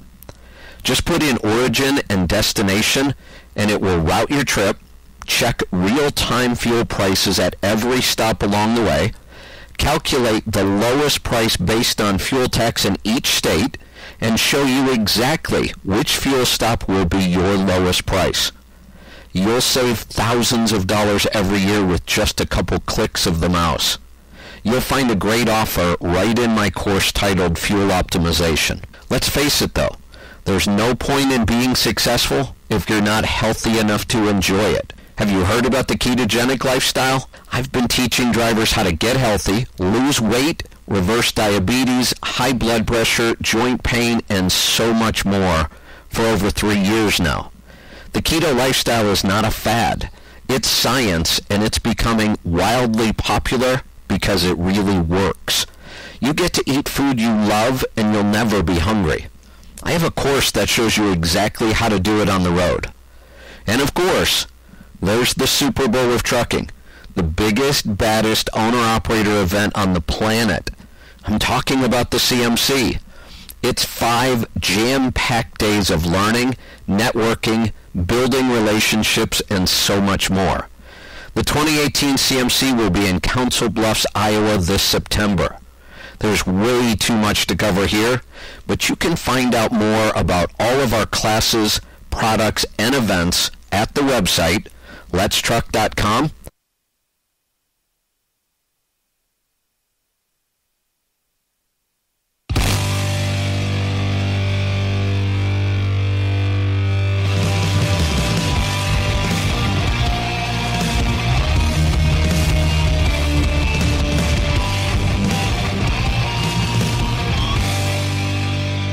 Welcome back. I'm Kevin Rutherford. The website is letstruck.com. The number's a little different today. If you're trying to get in, 302-200-3835. We're going to get back to some phone calls. We're going to head off to Pennsylvania this time. Robin, welcome to the program. Hi, Kevin. You're talking about interest rates yesterday and how people don't understand them. I have a shop right now that they charge me 12% for a month, and when I asked her about it, she goes that right on the bill, and it says 18%, and then when I read it, it's a mechanic's lien. Now, what is a mechanic's lien? Well, a mechanic's lien can be used on, you see it a lot more on houses, but it's on anything that you have work done on and then you don't pay for the work. And it's a way for whoever did the work to secure the money you owe them. So it's filed legally, and as long as there is a mechanic's lien on something, you won't be able to sell it. So that's really what it is. It's a hold put on the title of a vehicle or a house or property or equipment so that it can't be sold until any money paid or owed for repairs, upgrades, things like that gets paid first. Yeah, and that's what I kind of thought it meant. And like someone got their truck worked out and they didn't have the money to pay for it, you could get the 18%. But it looked like you'd have to go to court to get it. Or like you said, you would have to put a lien on the title. So, I mean, I have an open account with them. It was I used to work for the company, and I use their shops. It's so close to home, and they run ISX trucks, so they have a lot of the parts. And so when I did the math on it, and it comes out, because if I live with $3,000, they charged me $360 for interest. And it should have been $45. Yeah. 1.5%. Yeah. If it were an 18% annual rate, that should be 1.5% a month. That's correct. 5%. Yeah, that's the math I was helping people with yesterday. But if they charge you 12% for 30 days, that's I know loan sharks that don't cover anymore. 144%. Yeah, exactly. Is there like a fair interest law something for businesses or not? Not for business. There are what are called usury laws for personal finance stuff, and every state's a little different, but you tend to see those max out at 20 to 30%, although there are ways around it. So when you look at things like payday loans or these loans that some of the tax firms, have us do your tax return and we'll, give you your refund the same day. When you dig down into those contracts, Yeah, so there are ways around it. Mm-hmm. Yeah, because like I said, the last time I questioned him, he said, "Oh, you just pay your bill, and I'll just take all the interest off." So I thought, well, yeah, that's cool. But 2 turbos later and a bunch of other work, so the towing bill, I got a little bit behind, and so I just don't want to overload my credit card right now. I got a nervous feeling with this truck. Yeah. And I was going to let it ride there. I was going to let it ride. And I talked to him Friday. And he goes, yeah, last time I talked to him, he didn't seem it was right. But he said, we can fix it. I go, I know you can fix it, but how long have you been charging 12% to everybody with an account? Right. That's 144. You know, they're making a fortune. Oh, that's insane. Yeah, and the girl that's doing it, I mean, she just pushes a button and she won't listen to me. I sent her an email and I said, it's 12%. You told me 18%. You're charging me 12. How do you get to 12%? I mean, if it was 12% for the year, it'd be a 1%. Right. So it'd be a $30 bill. Right. You know? Right. Well, and let me give you a comparison, because you did the math. You understand this. They were charging you 144%. When we first started the payment plan for the CMC, I looked at it and I said, you know, I want to help people out because I realize that's a lot of money to pay up front. We're not a finance company. We're not going to secure this. We're not going to check credit. So, you know, we've got to protect ourselves a little bit here. We were charging, it worked out to be about 14 or 15%. That was annual. And I had people, not people who were coming, people who came and took the payment plan loved it. But as usual, I had haters online who were like screaming, oh my God, I can't believe you're charging 14%. And I'm like, are you kidding me? 14% for an unsecured loan with no credit check. Yeah, I brought my son, and the same deal. I did the payments, and then when we came to the CMC, I just paid it out total, and then you knocked off the interest. Well, and that was the other thing we'd let people do. We said, look, just pay it off before the event, and we'll take all the interest off. That's what the guy goes, you know, you pay your bills, we'll take the interest off. It's like, well, you're only taking off $45. Yeah, right. You know, not even that much. I mean, my bill is quite a bit lower. And I said, you're not really saving me any money. I just want you to fix the problem. Yeah. And they haven't fixed my truck, and they haven't fixed their interest rate. But I'm going through an EGR cooler nightmare right now.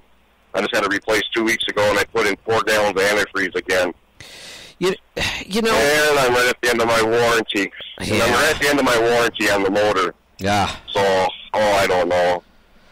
It's just, that's why I said I don't want to pay, because I'd always pay it off on my credit card, and I never seen their interest rate ever because I would get the points of the same interest rate.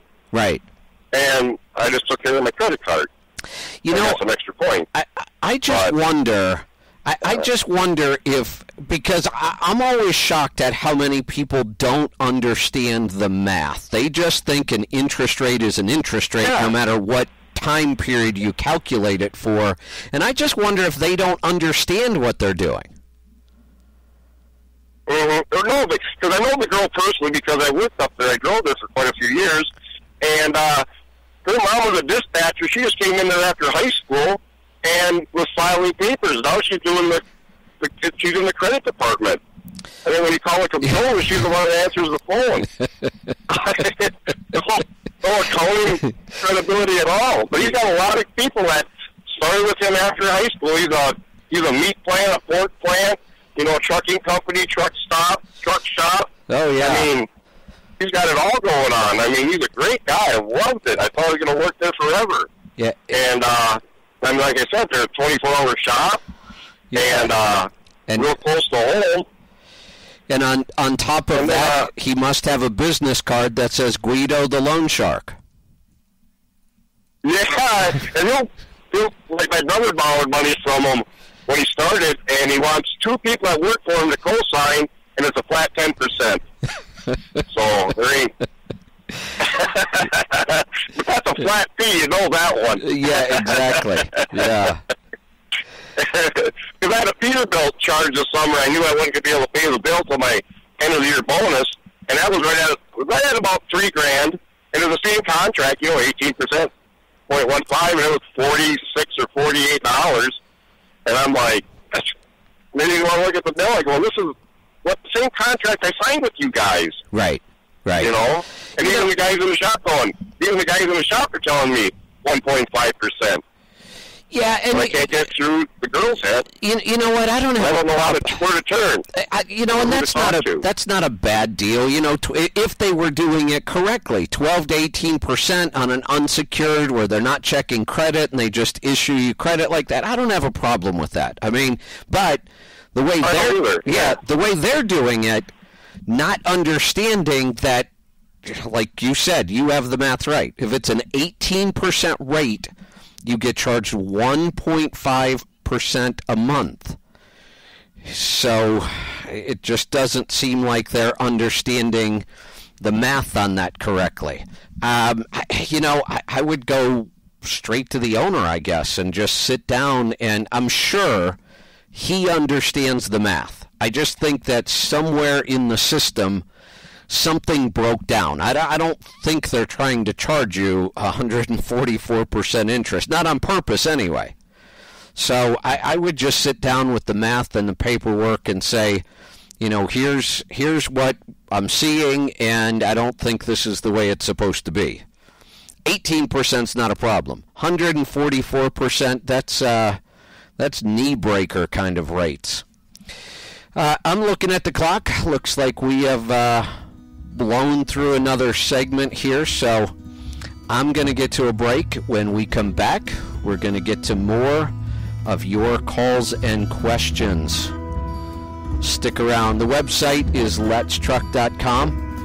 The number to join us today, a little different. Our phone system seems to be working well as long as I press all the right buttons and don't pull any wires out. 302-200-3835. 302-200-3835. We'll be right back. Stick around. I'm Kevin Rutherford.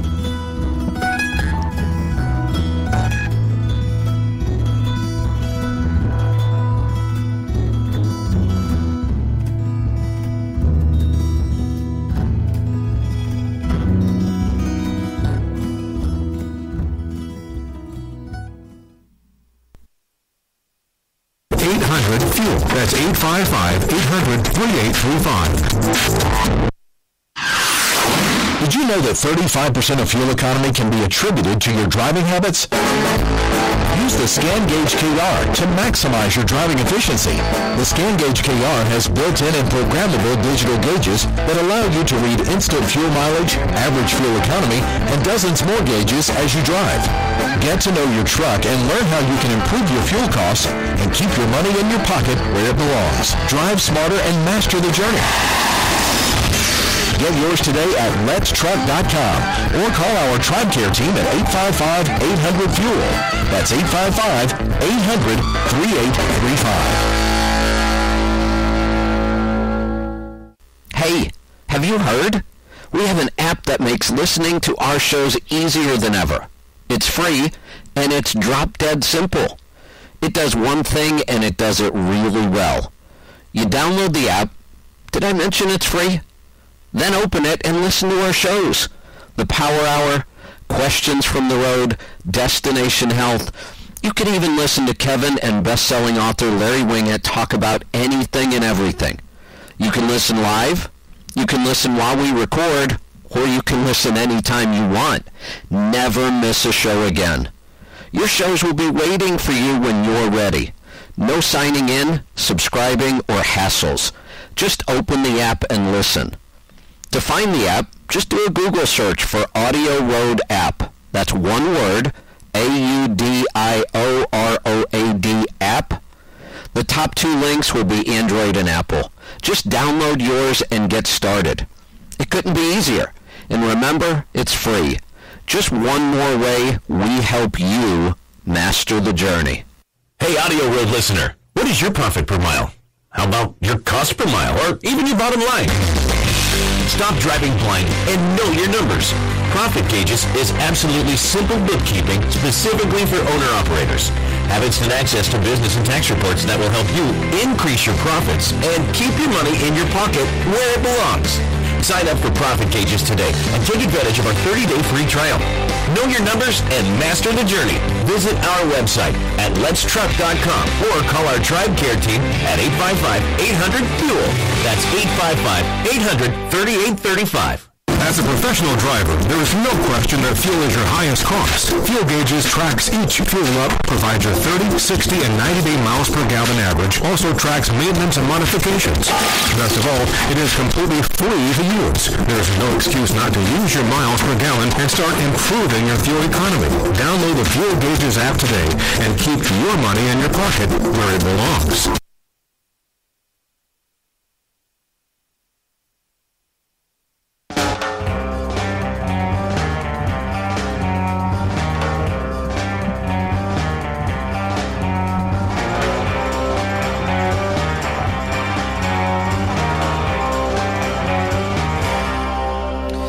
Welcome back. I'm Kevin Rutherford. The website is letstruck.com. We've got a bunch of calls on the line, so I'm going to get right back to it. We are off to Tennessee. Joe, welcome to the program.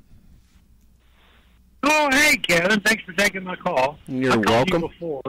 What can I help you with today? I just wanted to clean something up. I called you a long time ago about disc brakes, how the general manager, the dealership went crazy. They're bad and all that. Yeah. I walked back into the Love shop.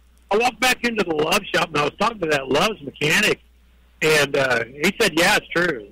He said, but when they come in there, every one of those guys, every one of them that come in there with it all tore up, is a bad driver. Is that right? Every one of them. What are they doing to them? That's what you and I were talking about. Well, there's no way to tell. Huh. He said every one of them that come in there like that, I didn't know what he's doing.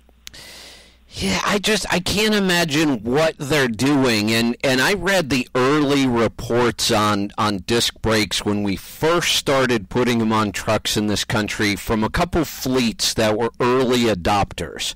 And the fleets had an excellent experience with them. They documented their cost had gone down, their repair time had gone down. They just absolutely loved them. And when you look at disc brakes, I mean, if you've ever worked on drum brakes and disc brakes, there's no comparison. Drum brakes are a pain. You need a bunch of specialty tools. You got springs and clips, and you're always trying to fumble to get something put back together right.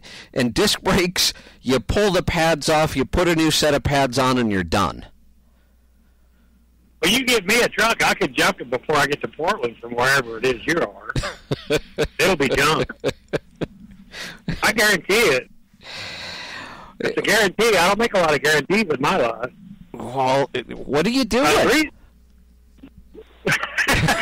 You'd be shocked. I've been doing this a long time. The actual reason I wanted to clear that up is the reason I called you is I was a decker for a long time, so I tried to ship my deck stuff cross country. And what these line haulers charge, they charge by the foot and the lane. You understand that, right? Yes. Yep. Oh, versus the way I do business. And there's a lot of people that did not get back into trucking. They're still holding off. I just wondered what your opinion was. What's going to happen here? What do you mean they're not getting back into trucking? Why did they get out, and what are they waiting for? They just, the main thing that I hear my friends telling me is the lying on your logbook. I got a ticket for lying on my logbook, and everything's clean. I mean, it's kind of their opinion, too. And everybody's just kind of scared of it. Well, so everybody's kind of holding off a little bit. Let's just take an example of a caller I had today. And I get it. He's the exception. But I'm seeing more and more of these exceptions than I have ever seen. Here's a guy who is leased to a carrier. He's leased to Landstar. He's not out, trying to, negotiate with brokers, not out trying to find loads, not chasing people down to get his money. He's not worrying about, managing his own drug consortium and FMCSA audits and all those other things that go along with having your own authority. Now, if you want to do that, there's no problem with it, but he doesn't have to do any of that stuff. He dispatches himself, runs when he wants to run, goes home when he wants to go home, doesn't have, anybody to really answer to, and he is keeping $1.34 a mile. That's profit after he paid all of his expenses. There has never been a time like this in trucking, ever. Not in the 32 years I've been doing it. The only time you would have seen numbers like that was prior to deregulation. The problem was back then those were one-way numbers, and you might not have authority to move the other way, and you couldn't get authority. I mean, companies paid millions of dollars just to get authority back then. But I have not seen numbers like this in the 32 years I've been in the industry. And I think 2018 is going to be even better. Well, I actually think on your freight rates, you're right. My question is if these guys don't come out, more of this freight goes, because LTL guys, they can literally do anything they can't do that I do, except for hauling machinery. They will not do that. Okay. Well, you will not get them to do that. They just refuse. So your question is... And I guess it's dangerous. So your question is... If all this freight needs to be hauled, these guys don't come back, it's all going over to the LTL guys. They got reefers, they got dry vans, they can pretty much haul most of it, but the price is going to be, oh my God. Well, that's the thing, whether the LTL guys do it or not. It doesn't matter who does it. If things stay the way they are, these freight rates are here to stay, or they could even go up. I say if you don't like the fact that you can't cheat on your logbook anymore, adios and have a wonderful life, because the people that are willing to run under ELDs are going to work a lot less and make more money doing it. So what's that going to do to the economy? If we all have to go back to the 80s when we were paying these LTL rates, because most of the trucks back in the 80s were LTL guys. I mean, they're just over-the-road guys, too. Yeah, well, here's the thing. Prices, if we stay in this environment or it gets worse, prices at the shelves are going to go up some. But it's not nearly what everybody thinks. There was all the Chicken Littles running around before the ELD mandate kicked in. The sky is falling. Milk's going to be $9 a gallon. The store shelves are going to be empty. Yeah, it didn't happen. Store shelves are jam-packed, full of products, just like they've always been, and milk is still about the same price it was last year. So there is a factor in there. Prices could go up a little, but not like everybody expects. Right now, it's slow. February's always slow. I mean, you can see it while he's at the best. Yeah, slow, but relative to what? Volume is about the same as it was. Well, that's the thing. Volume's about the same as it was last year, but capacity is down. That's why rates are up.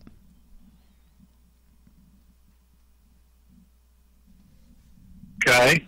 Now, it's a scary time. People are scared of that. They're scared of what LTL guys, because I tried to ship my deck and stuff from LA to Chicago, and what they wanted to charge me for one gang box, I fell over. I mean, I know. Oh my God. I know. Yeah, if you have to pay to get freight moved, this is not a good time. If you're a broker right now, it's difficult, because you've got customers screaming at you that their freight's got to go, and yet you can't find trucks. And if you are a broker and you negotiated long-term contracts, you're hurting right now. So, but if you're the guy getting paid to move freight, it's a great time. Well, I hope. I I just think it's bad for the country. My opinion. I don't. If everything goes back onto LTL, everything's going to be expensive. Well, everything isn't going back onto LTL. That's just not going to happen. LTL doesn't even have the capacity to do it. When you look at how much freight moves as truckload, LTL doesn't have the capacity to even touch it. So rates are going to be up. But here's the thing. This is how a free market works. If we get this much upward pressure on price, people will get into trucking. Trucking companies will expand and they'll buy more trucks. That's why a free market works so well. It's self-adjusting. If rates are that high, then remember what happened when we were fracking everywhere? What happened? People moved to North Dakota. They moved to Pennsylvania and Ohio and West Virginia because you could make $100,000 a year with no education. They filled in that gap. And then when oil prices went back down and nobody was paying that much, everybody went someplace else. So construction workers will move into trucking, truckers will move into construction, and they'll go to the oil fields. And we have a shifting economy, but it's a free market economy. Prices will always work themselves out. So what you have to do is, if you're in trucking for the long haul, you got to make hay while the sun shines. Right now is the time to be out there getting those rates because they won't last forever. The market will adjust itself. Boy, that's a positive outlook, and I hope more people have that. Well, it doesn't matter. It doesn't matter whether people have that attitude or not. We could look all back through history. It always happens. We have been in such a low inflation environment for so long now that it's probably not a bad thing if we actually see some inflation. And I know everybody panics over that, but a little bit of inflation right now wouldn't necessarily be a bad thing. And I think we're going to see some.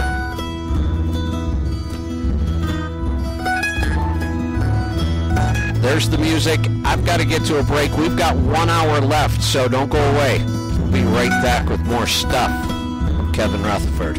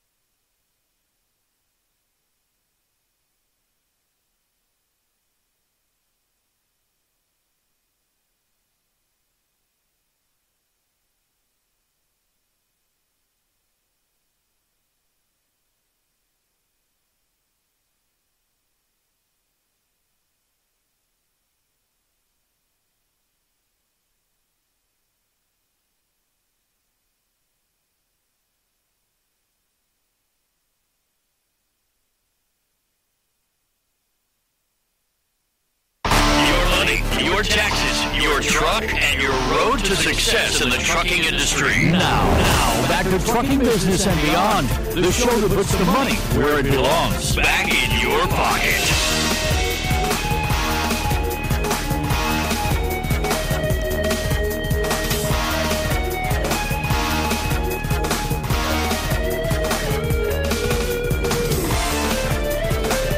Welcome back. I'm Kevin Rutherford. We're heading into the third and final hour. I wonder how many times I've said that over the last 11 years, and it's never meant quite as much as what it means this time. It's kind of sad. It really is the final hour that I'll be on a live weekend show. If you didn't hear the announcement yesterday or at the beginning of the show today, you know we have people coming in and out all the time. This is our last live weekend show, so this is my last live weekend hour. The weekend show will still be in this time slot, but they will be replays from the week. We are moving to weeknights. For now, we're just going to be doing 1 hour a night, Monday through Friday at midnight, which is has always been my time slot. Just a lot going on in the business, and really, really difficult to run a business 5 days a week and do weekend shows, and Lisa and I just haven't had any time off. We've got a lot of big projects coming up for the company, so for now we will be doing that 1 hour at midnight. Those hours will replay on the weekends, and we are in talks with SiriusXM. I have asked them if I could get more hours during the week. My contract's up in May, so we can renegotiate then. And I'm already talking to them. I have asked for anywhere up to 3 hours a night, 5 nights a week. So 1, 2, or 3 hours, whatever they will give me, I'd be willing to do. So this is the last hour, so I'm going to get back to some calls and see how many we can get in. Let's go to New Mexico. Lee, welcome to the program. Hey, Kevin, thanks for taking my call. What can I help you with today? Hey, I didn't really want to get your blood boiling again, but I wanted to talk about what you were talking about yesterday when you got pulled over in Texas. Sure. I had the same experience coming out of Texas and into Oklahoma on I-40. Me and my wife, we were in my son's personal car. We were taking his car to him in North Carolina. That was it was a 2014 Kia Optima, all black. The windows were tinted black, and the rims were black. As soon as we got out of Texas and then Oklahoma, there were about 6 sheriffs sitting there at the bridge. They seen me go by, and I had one of them right behind me. They pulled me over in the rest area, and as soon as they walked up and they seen an older person in the car, they go, "Oh, well, the reason why I stopped you was because of your license plate frame." You know, the little frame that goes around the license plate? Right. Well, that's what he stopped me for, and he goes, I'm just gonna give you a warning on it because in Oklahoma we don't allow that. And I said, well, if you can see, the car's not registered in Oklahoma; it's registered in California.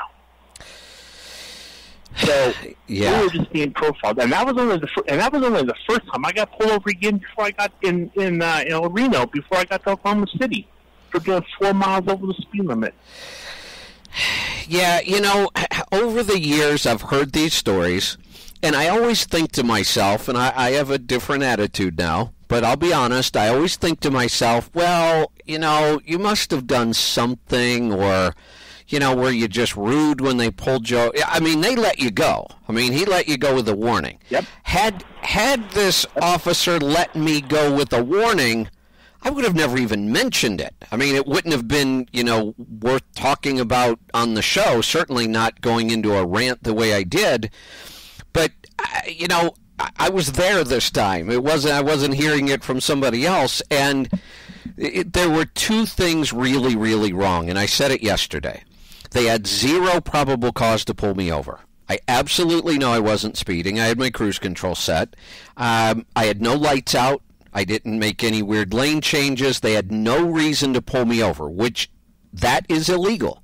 They're not allowed to pull you over without some sort of a violation, and it can be something goofy like that license plate frame, or you have a license plate light out. I had none of those things. Even that wouldn't bother me. I've been pulled over before and let go. I haven't had a ticket in over 10 years. What bothered me was they took it one step further and used false information, clearly false. It wasn't a mistake. I've been all through it. I've had other people in law enforcement look at it. I had LifeLock run my record in all 50 states. There is nothing on my record. They falsified information in order to have probable cause to search the vehicle. That is criminal. And I said yesterday, in my life, especially when I was younger, I got a lot of tickets, and I never argued a one of them because I knew I deserved every one. When I got pulled over for speeding and I got a ticket, I was polite, signed it, paid the fine, and moved on because I knew I was wrong. We have rules. If you want to break the rules, there should be consequences, and I'm not going to fight the consequences. But we have no rules if law enforcement can just break the rules that blatantly. It's called profiling. Yeah, well, it goes beyond that, though. That's how I was stopped, because that was the only thing that they were able to get me for. They didn't get me for anything, but that was the only thing they were able to stop me for, was profiling. They seen a black car. It looked like a younger person's car, all blacked out, and they thought they were going to get somebody young in there. Well, here's another thing that I find kind of interesting. I do watch the show. And they were DE. Yeah. They were DE agents also. Right. And that's what I was going to say. I watch the show live PD a lot. It's fascinating to me. And I am shocked at, in these drug corridors, the interstates that are clearly drug corridors, and they're looking for, they're not looking for personal use. They're looking for big movements of drugs. I have seen more cars get pulled over in Utah on that show with 10, 15, 20, all the way up to 50 pounds of marijuana in the car, clearly trafficking, and they will have windows tinted so dark you can't see a thing. Well, that's clearly going to get you pulled over. That's illegal. I can't imagine why anybody that's moving those kind of quantities of drugs is that stupid. Yeah. But did you file a complaint with them? No, I haven't, and I've tried to decide what I should do. I almost went. I would file a complaint with them. With who, though? The sheriff, whoever stopped you. Whatever county you were pulled over in. It was a city. But clearly they're crooked. It probably won't do good. Yeah. No, if anything, I would file it with the Attorney General of the state, because it's clearly not going to do any good to file it with that city. They're crooks. Yeah. I almost got stupid. I wasn't thinking on the way. I was going to go back through there. I ended up changing my plans, but I was thinking, you know what? Once I found out that there was clearly nothing on my record, I thought, I'm going to drive back through there. I'm going to stop, and I'm going to ask them to run my record because I want to see what they found. And I thought, you know what? If they're crooked enough to do what they did, what would stop them from planting something on me and arresting me again? Mm-hmm. Well, they don't even have to plant it on me. All they'd have to do is say, look, this is what we confiscated from you. If they're that crooked, I don't want to go anywhere near the place. It's a shame to think of them that way, but that's what happens. It is a shame. And like I said, I used to hear stories like that, and I used to think, oh, come on, they're not that bad. They might have pulled you over, but you were doing something wrong, and now I know better. Now I know that all those times I thought that about somebody. Yeah, because it happened to me. Exactly. Yeah. Thanks a lot, Kevin. Yeah, all right. Thanks for the call. Yeah, I feel bad saying that, but I have heard those stories before, and I thought, oh, come on, you were doing something wrong. Maybe you were just rude to them, and I see that all the time on the show Live PD. People get pulled over and immediately get an attitude. And I always think, God, why would you do that? You're just asking for trouble. So I don't do that. I never have. And I was as polite as I could be in this stop, and they falsified information on my record. They said there was a bunch of stuff on my record, used it as probable cause, and there was nothing. I immediately left there. I have a couple friends in law enforcement, had my license ran. There was nothing. And then just to be sure, I even had LifeLock run it nationwide. Not a single violation anywhere on my record. Clearly criminal behavior by the people who are supposed to be protecting us from the criminals. I've got to get to a break. We've got more stuff. Stick around. Hey, it looks like you might be able to grab an open line. 302-200-3835. We've got a different number today, so write that down. Dial me up right now. You might be able to get in. 302-200-3835. We'll be right back. I'm Kevin Rutherford.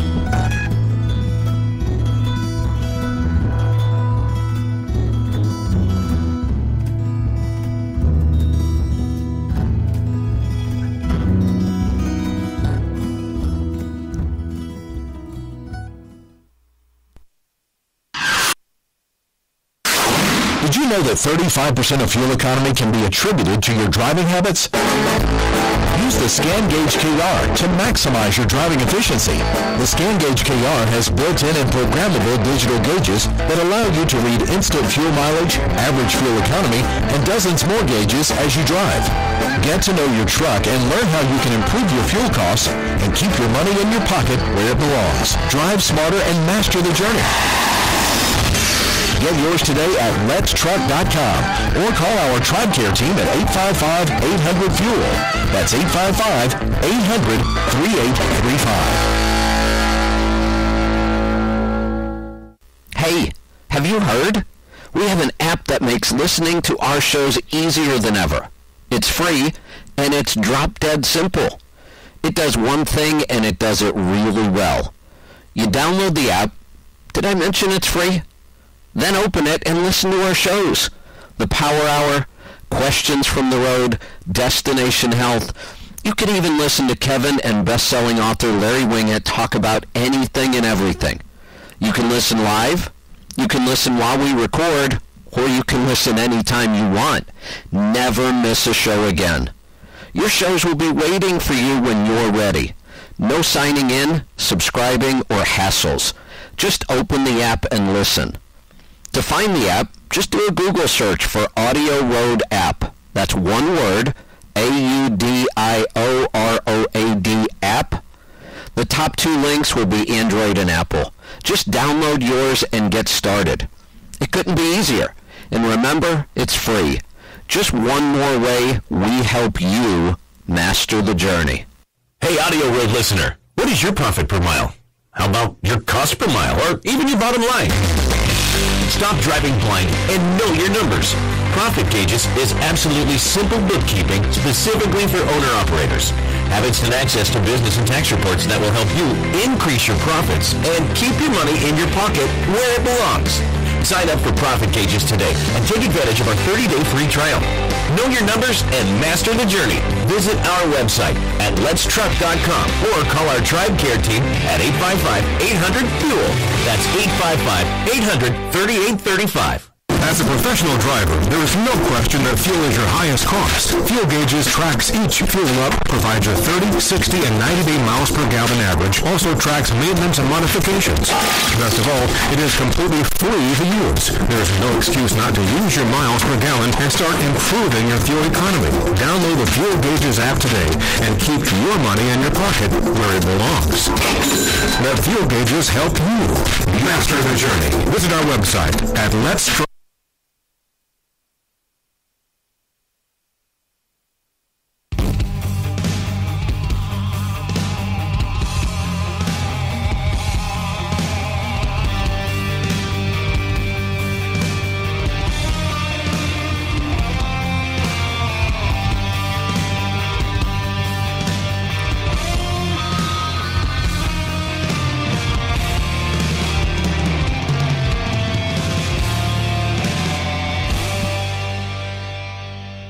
Welcome back. I'm Kevin Rutherford.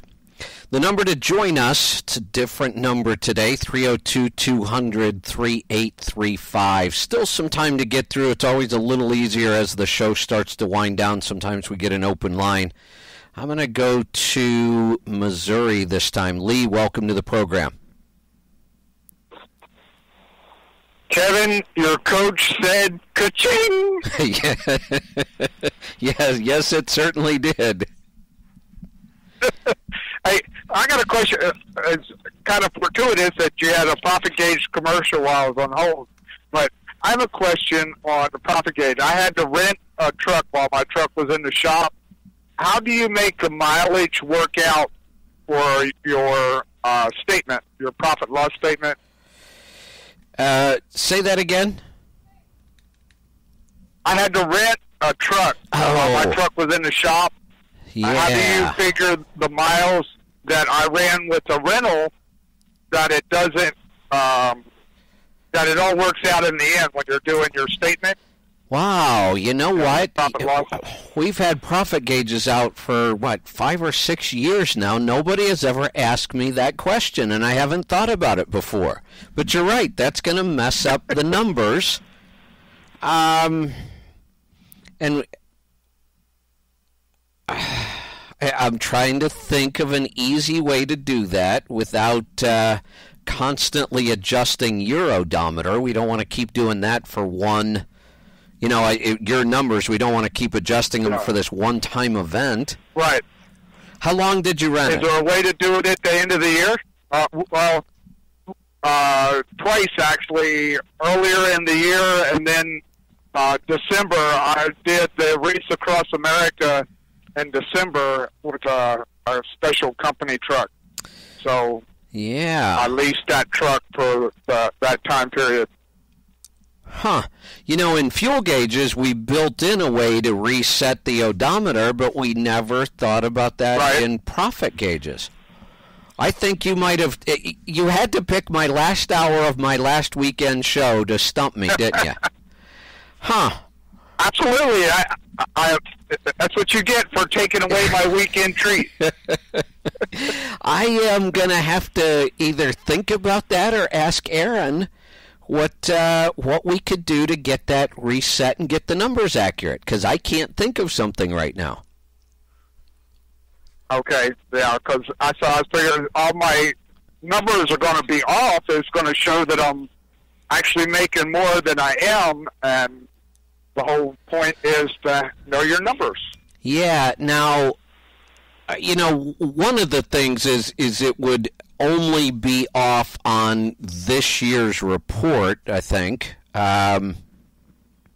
Once you go, actually, it would only be off on the months and any report you included those months in. So if we can't think, there's got to be a way we can fix it. But if there isn't, next year you'll be fine because you won't be running those reports anymore. But I'd be like you. I want my numbers to be right and accurate. That's the whole point of doing this. We're going to have to We're going to have to think about that for a little bit. What about for the tax year? For the first 2 months of the year, I run my old truck, and I've got this one on the road in March. So will all that cost from the other truck all be in my tax in the year, or will I have to do two different forms? No, the old truck and the new truck. No, we can. That'll all be in there. You'll be fine on your tax report. It's it's the mileage numbers that have me stumped. Profit loss. Okay. All right. Well, that's. Sorry for the setup. Yeah. Hey, but I'm not from Texas. That's right. You get points for that. Thanks for the call, and thanks for stumping me in my final hour on the weekend.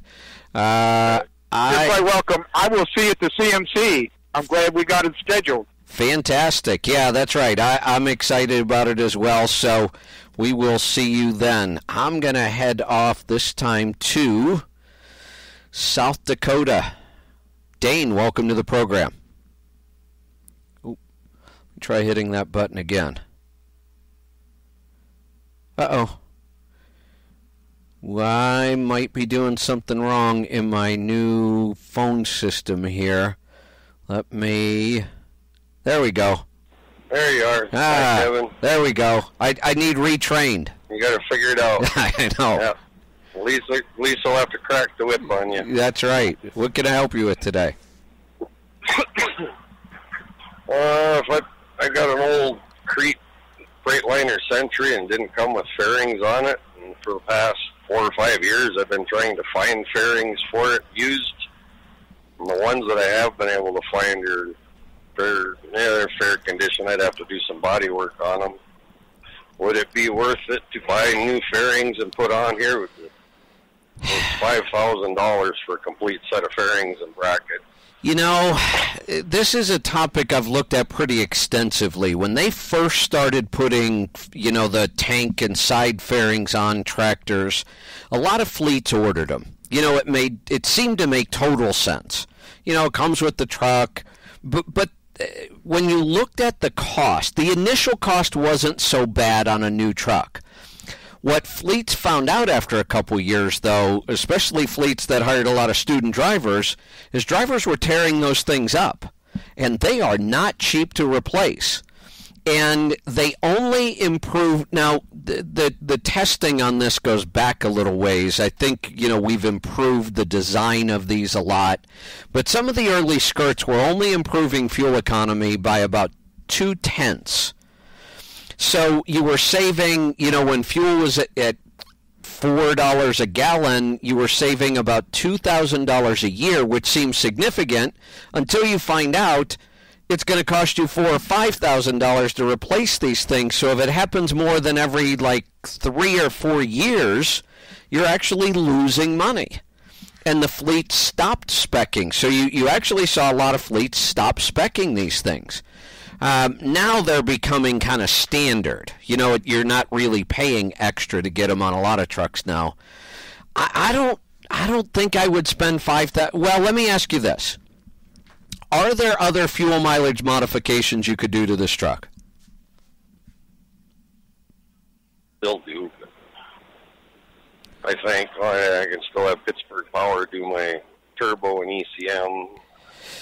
Yeah, so we already got wide base singles, eco flaps, and a bunch of other stuff on it. And, so if we were just to look at that, turbo and ECM, I have seen that improve fuel economy at least a half mile per gallon. I've seen sometimes 7 8/10 on some trucks.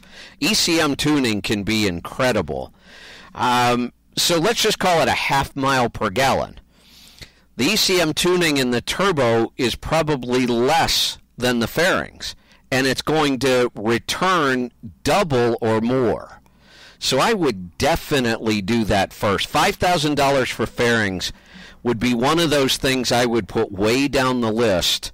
And, if fuel goes way up in price, then it might be a bigger priority. But, it's going to take you a while to get that $5,000 back, probably 2 years or more. Good. I've actually thought about fabricating something myself and trying it to see what happens. Yeah, if you're good at fabricating, that might not be a bad way to go. I used to be a welder fabricator before I was a truck driver. Oh, yeah.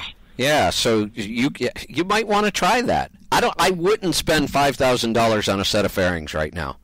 I just think it takes too long to get it back. I wasn't sure what it would improve, so that's why I figured I'd call you and ask before I did it. Yeah, on that truck, only about 2/10. Okay. That'll work. Thank you, Kevin. You're welcome. Thanks for the call. Looks like that's going to run us into the break. We do have 2 segments left. Looks like I've got a couple calls. I could probably squeeze in 1 or 2 more. If you want to join us here for the last 30 minutes of our weekend live show. 11 years. 11 years on weekends. I still remember my very first Saturday sitting. My first show ever was on a Saturday. In fact, for the first, I think for the first 4 months I did the show, I was only on the weekends. Maybe it was even a little longer than that. It was much less than a year. But I was only on Saturday and Sunday. That was kind of my trial run to see if I could do it. And I guess I did okay, because then they gave me 7 nights a week on top of the 2 weekend shows.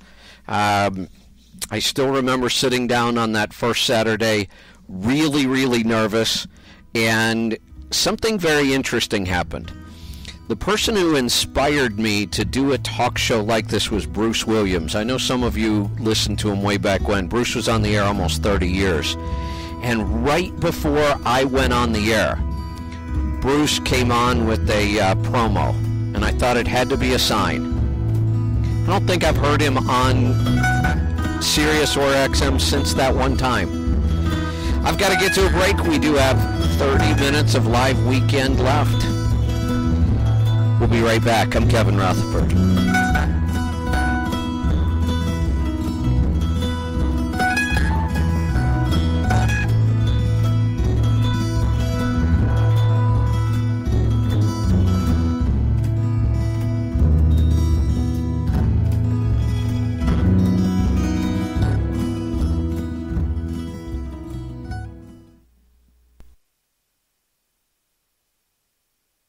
Have you checked out Let's Truck University yet? If not, why not? You could be learning new skills while you're on the road. Let's face it, being on the road and away from your family and friends can be tough. Why not turn that into a positive? Take the time while you're sitting and learn more about business and our industry, or even your health. Many of our courses include audio files, so you can even learn while you're driving. It just doesn't get any easier than that. We even offer free classes, and we're adding new courses all of the time. Have you thought about becoming an owner-operator? If so, I have a free course to help you avoid the 6 biggest mistakes I watch people make every day. If after taking that course, you decide you really do want to buy a truck and become your own boss, I have a full 16-week class that I teach personally online. It covers everything you need to do to get started, be successful and profitable, and even grow your new business into a fleet. It includes audio, video, worksheets, checklists, and weekly live webinars that I teach. There's nothing else like it on the planet.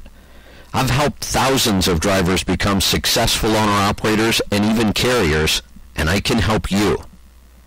If you're already in business, do you know that you could be saving thousands of dollars a year by understanding where and how to buy your fuel? I have a course that will show you how. We also have a tool that will show you exactly where to buy your fuel on every trip. Just put in origin and destination, and it will route your trip, check real-time fuel prices at every stop along the way, calculate the lowest price based on fuel tax in each state, and show you exactly which fuel stop will be your lowest price. You'll save thousands of dollars every year with just a couple clicks of the mouse. You'll find a great offer right in my course titled Fuel Optimization. Let's face it though, there's no point in being successful if you're not healthy enough to enjoy it. Have you heard about the ketogenic lifestyle? I've been teaching drivers how to get healthy, lose weight, reverse diabetes, high blood pressure, joint pain, and so much more for over 3 years now. The keto lifestyle is not a fad. It's science, and it's becoming wildly popular because it really works. You get to eat food you love, and you'll never be hungry. I have a course that shows you exactly how to do it on the road. And of course, there's the Super Bowl of trucking, the biggest, baddest owner-operator event on the planet. I'm talking about the CMC. It's 5 jam-packed days of learning, networking, building relationships, and so much more. The 2018 CMC will be in Council Bluffs, Iowa this September. There's way too much to cover here, but you can find out more about all of our classes, products, and events at the website, letstruck.com.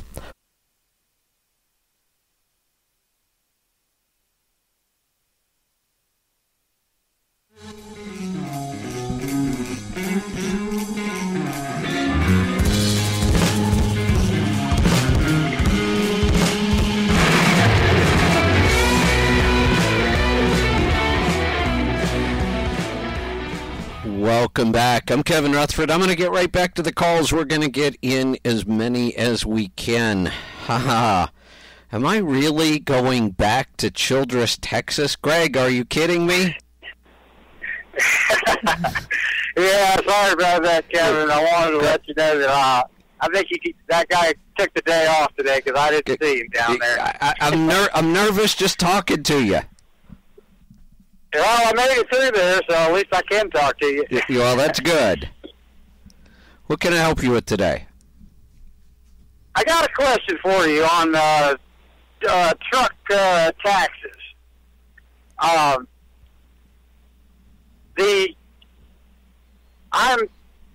14 months into truck payments on this truck.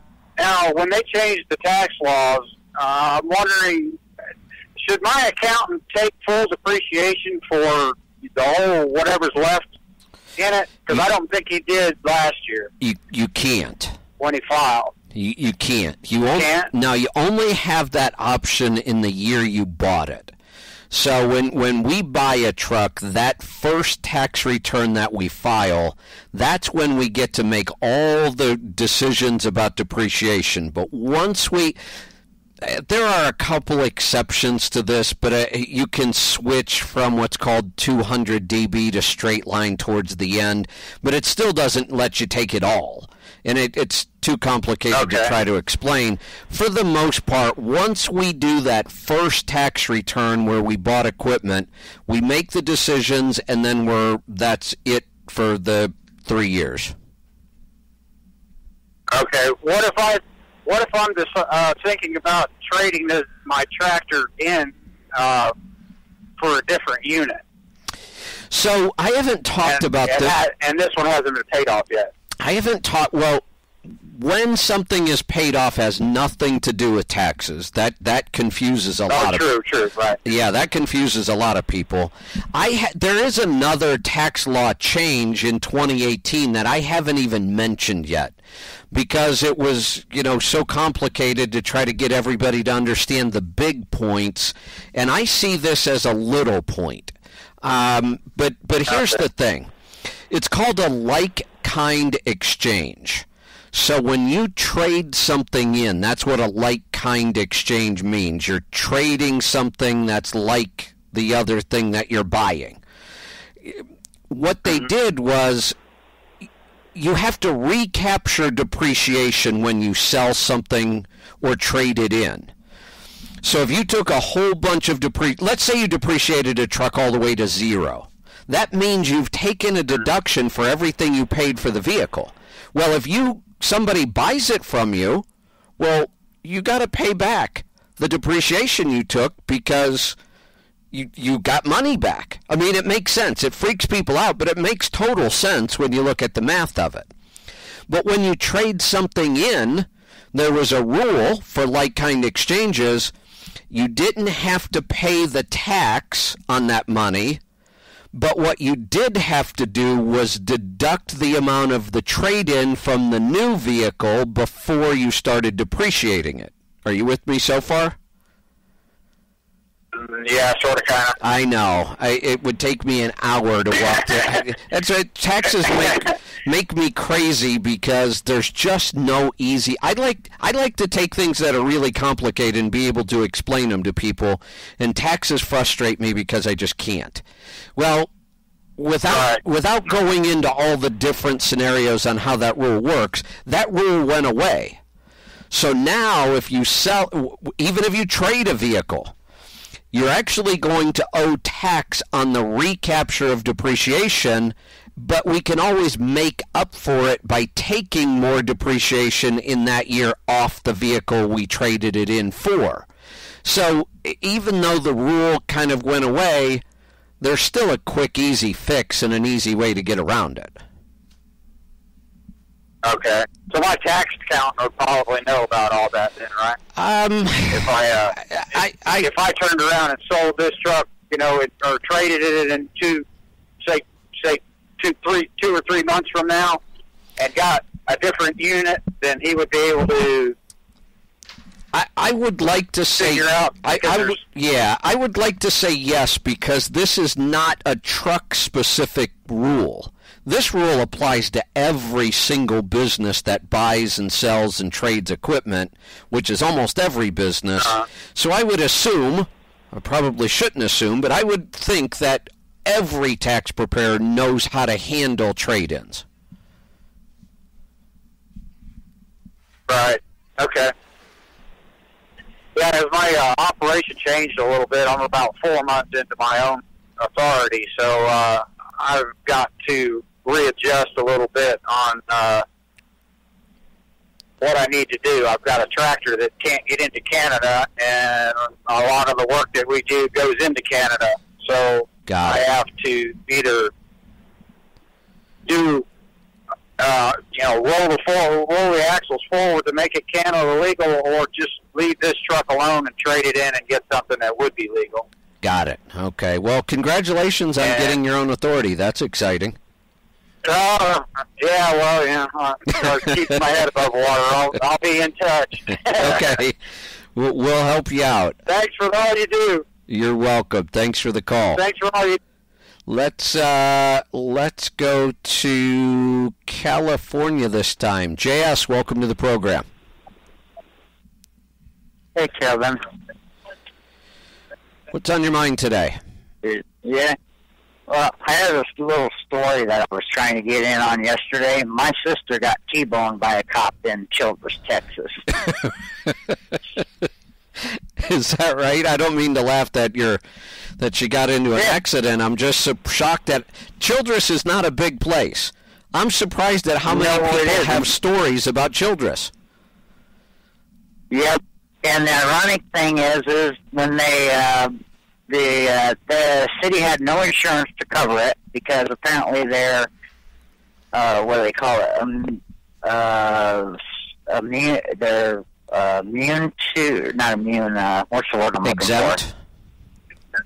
Yeah, exempt from liability. The state of Texas workers are exempt from any liability. Well, how does that work? I have no idea, because they even got a lawyer and tried to go after the city because the city wasn't paying for anything. Their insurance ended up picking it up, towed the car out, and then their insurance went up. Yeah, I'm sure it would. That doesn't seem right. No, it doesn't. Everybody else that drives a vehicle has to have insurance and be responsible. Yeah, exactly. But yeah, he just pulled her out in front of her car. They should have plenty of money to pay for this stuff, because they charged me $24 just to use my credit card to pay the ticket. No, yeah, I know. I've been there a few times, knock on wood, nothing's ever happened to me there. Well, and I've been through there many times. That's a common route for me, because I go to Dallas a lot. Yeah. I go every year for the truck show. It seems like there's always some. This time, I'll be in Dallas 3 times. I have 3 events in Dallas. I just came back from one. I have the truck show coming up, and I have another speaking engagement in May. And, when I leave from Oregon to go to Dallas, I love that route that goes down through Moab, because I love Moab, so we usually stop there for a couple days and hang out in the desert, and then I head down to 40 at Amarillo, and it's a great shot. I've done it a bunch of times, but I'm seriously going to find a different route. Yeah, and ironically, she had her 1-year-old daughter in the back seat in the car seat, and the guy just pulled out of the side street right into her car. She was going about 45 through there. Oh, boy. That's just, accidents can happen. I get that. So I'm, not going to be too critical about the accident itself. But the fact that they don't have to have insurance does not seem right to me at all. They were immune to any type of whatever you want to call it. That is prostitution, everything. That's just crazy. I just don't get it. I want to say thanks for the story, but it's just not a very happy story. I guess mine wasn't either. But for a little town, and it is just a little town, there seem to be an awful lot of stories. That's not a good sign. Yesterday we heard that DOT tends to be very, very active in that part of the world too. Never had problems before, but it only takes one, and this one was a big one. This one, in my mind, not in my mind, in the facts of this, was just criminal. The fact that the people who are supposed to be enforcing our laws blatantly break those laws is just wrong. You know, if I break a law, I'm going to get a ticket. If I might go to jail. That's what happens. I'm okay with that. That's why we have laws. But what do you do when law enforcement breaks the laws? How do we enforce that? I'll be right back. One more segment. And I won't be working weekends anymore. Stick around. I'm Kevin Rutherford.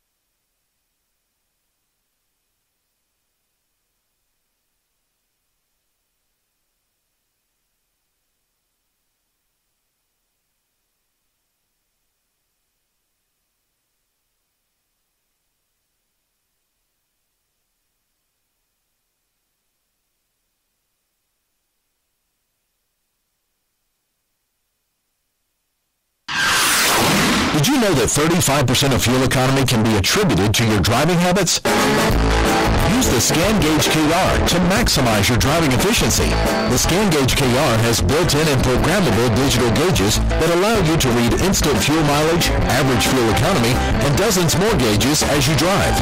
Get to know your truck and learn how you can improve your fuel costs and keep your money in your pocket where it belongs. Drive smarter and master the journey. Get yours today at letstruck.com or call our TribeCare team at 855-800-FUEL. That's 855-800-3835. Hey, have you heard? We have an app that makes listening to our shows easier than ever. It's free, and it's drop-dead simple.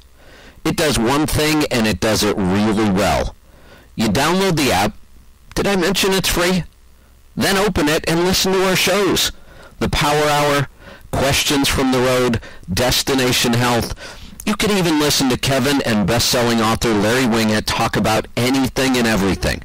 You can listen live, you can listen while we record, or you can listen anytime you want. Never miss a show again. Your shows will be waiting for you when you're ready. No signing in, subscribing, or hassles. Just open the app and listen. To find the app, just do a Google search for AudioRoad app. That's one word, AUDIOROAD app. The top two links will be Android and Apple. Just download yours and get started.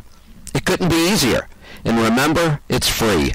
Just one more way we help you master the journey.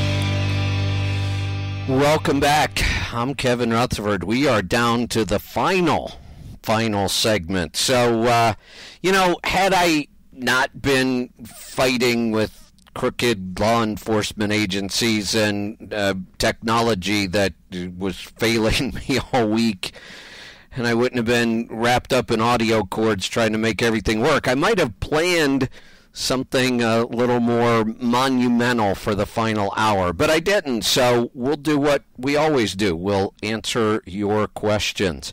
I'm going to go this time to Ken in Wisconsin. Ken, I got to tell you, I saw what you wanted to talk about, and I moved you up in the queue a little bit because I figured this was a pretty important question.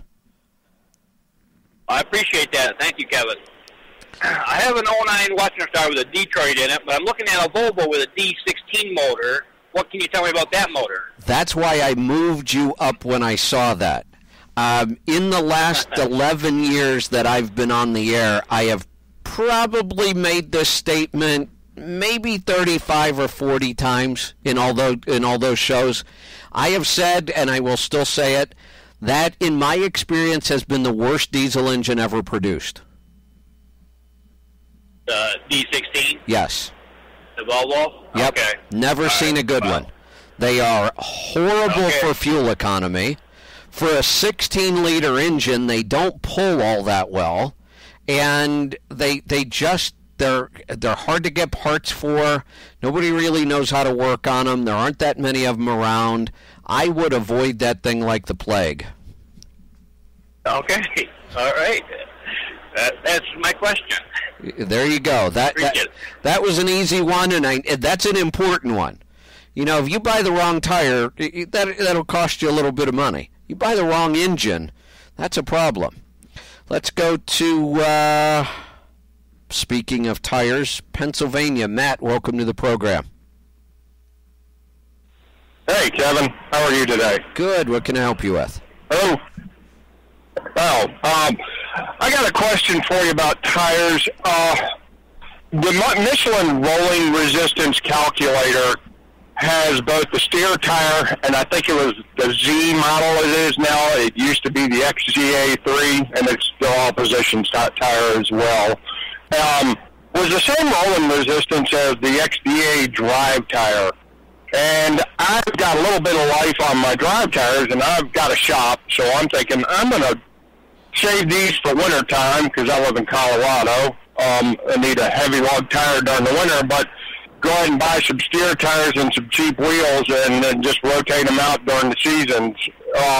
But if they're the same rolling resistance, I'm just looking at the tires. It seems to me just looking at them, I would get better fuel mileage out of the steer tires. So do they only figure the rubber compound and the rolling resistance of it, or are they taking into account tread? Well, it's not I've been through their entire testing process. It's first done on a computer where the wheel is rolling against the surface and the computer is actually measuring the resistance of that tire. So it takes into account everything, the sidewall construction, the tire construction, the flex in the sidewall, the rubber compound, the rubber design.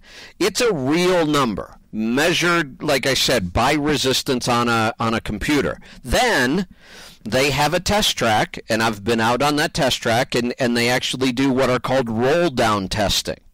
And they monitor the weather and the temperature, and they have very, very tight parameters they go by, and they control everything, and at a certain speed and a certain point on the track, the truck's put into neutral, and they see how far it rolls.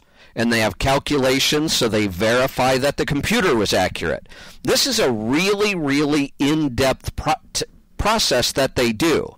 Now, what I think is happening, and I talked with Michelin when they changed their website, and I thought this change was going to become a problem. Those two tires are not the same rolling resistance at all. What they did was their website used to give you an absolute number for each tire. This tire is a 92. That tire is a 113. Now what they did, they wanted to make it easier to compare two tires against each other. So they don't use an absolute number anymore. What they do is you put the tire let's say the tire you have, you put that in as the control tire.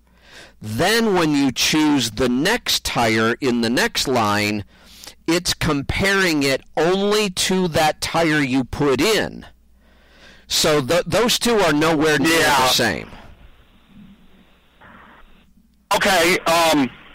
Yeah, and I'm actually going off memory off an old one, and I do the old rolling resistance calculator, and I did look at their new one because I bought trailer tires here in December, and I noticed that. So I will get a fuel savings by putting steer tires, all position tires. Absolutely. On the drive axle. Yeah. Okay. All right. All right. Well, thanks. Hey, I want to say I've been listening to you since 2010, and for all the other listeners out there, I want to appreciate everything you do because over the years I've been little by little employing everything. Yeah, just about, not everything, but I'm putting more money in my pocket than I ever did before 2010, and it's been real helpful, and I appreciate everything you're doing. Well, thank you.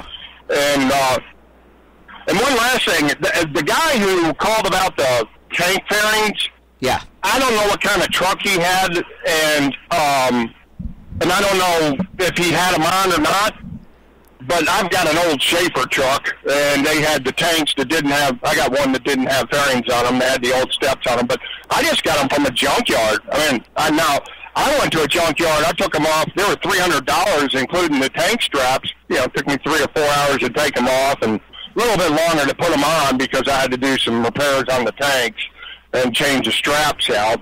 But, you know, and I remember at the time that, you know, some of the other junkyards, the most I would have paid would have been $1,000, $1,200, if my memory is accurate. He might want to look at it that way. Yeah, I thought he mentioned that he did. He might have, you know, some of the models of trucks that aren't nearly as popular. If you've got a Freightliner, you know, a Columbia, you know, finding skirts is a breeze. They're everywhere in the junkyards. If you've got, you know, some of the other trucks, they might be a little harder to find. But I appreciate that, and thanks for the compliments. And I want to let everybody know. You know, I'm saying this is the final and, you know, the last, and it's just the weekend. We're not done. In fact, my hope is that I can get more hours during the week. And I'll tell you what happens after, you know, a couple years of working 7 days a week. You just start to burn out a little bit. And I just find that I'm not as productive as I used to be. It takes me longer to get through projects. And this year really brought it to a head because there's so much going on in the industry. And I'm excited about trucking right now. There's a lot going on in taxes. Rates are up. There's tons of freight everywhere. It's just a great time to be in trucking, and I wasn't watching my schedule, and I kept getting requests to come to events and speak, and I kept saying yes, because I haven't been out doing this for a couple years. We had a lot of projects internally, and I wanted to stay at home. So I thought, you know, it's a good time to go see what's going on in trucking and technology and go speak again.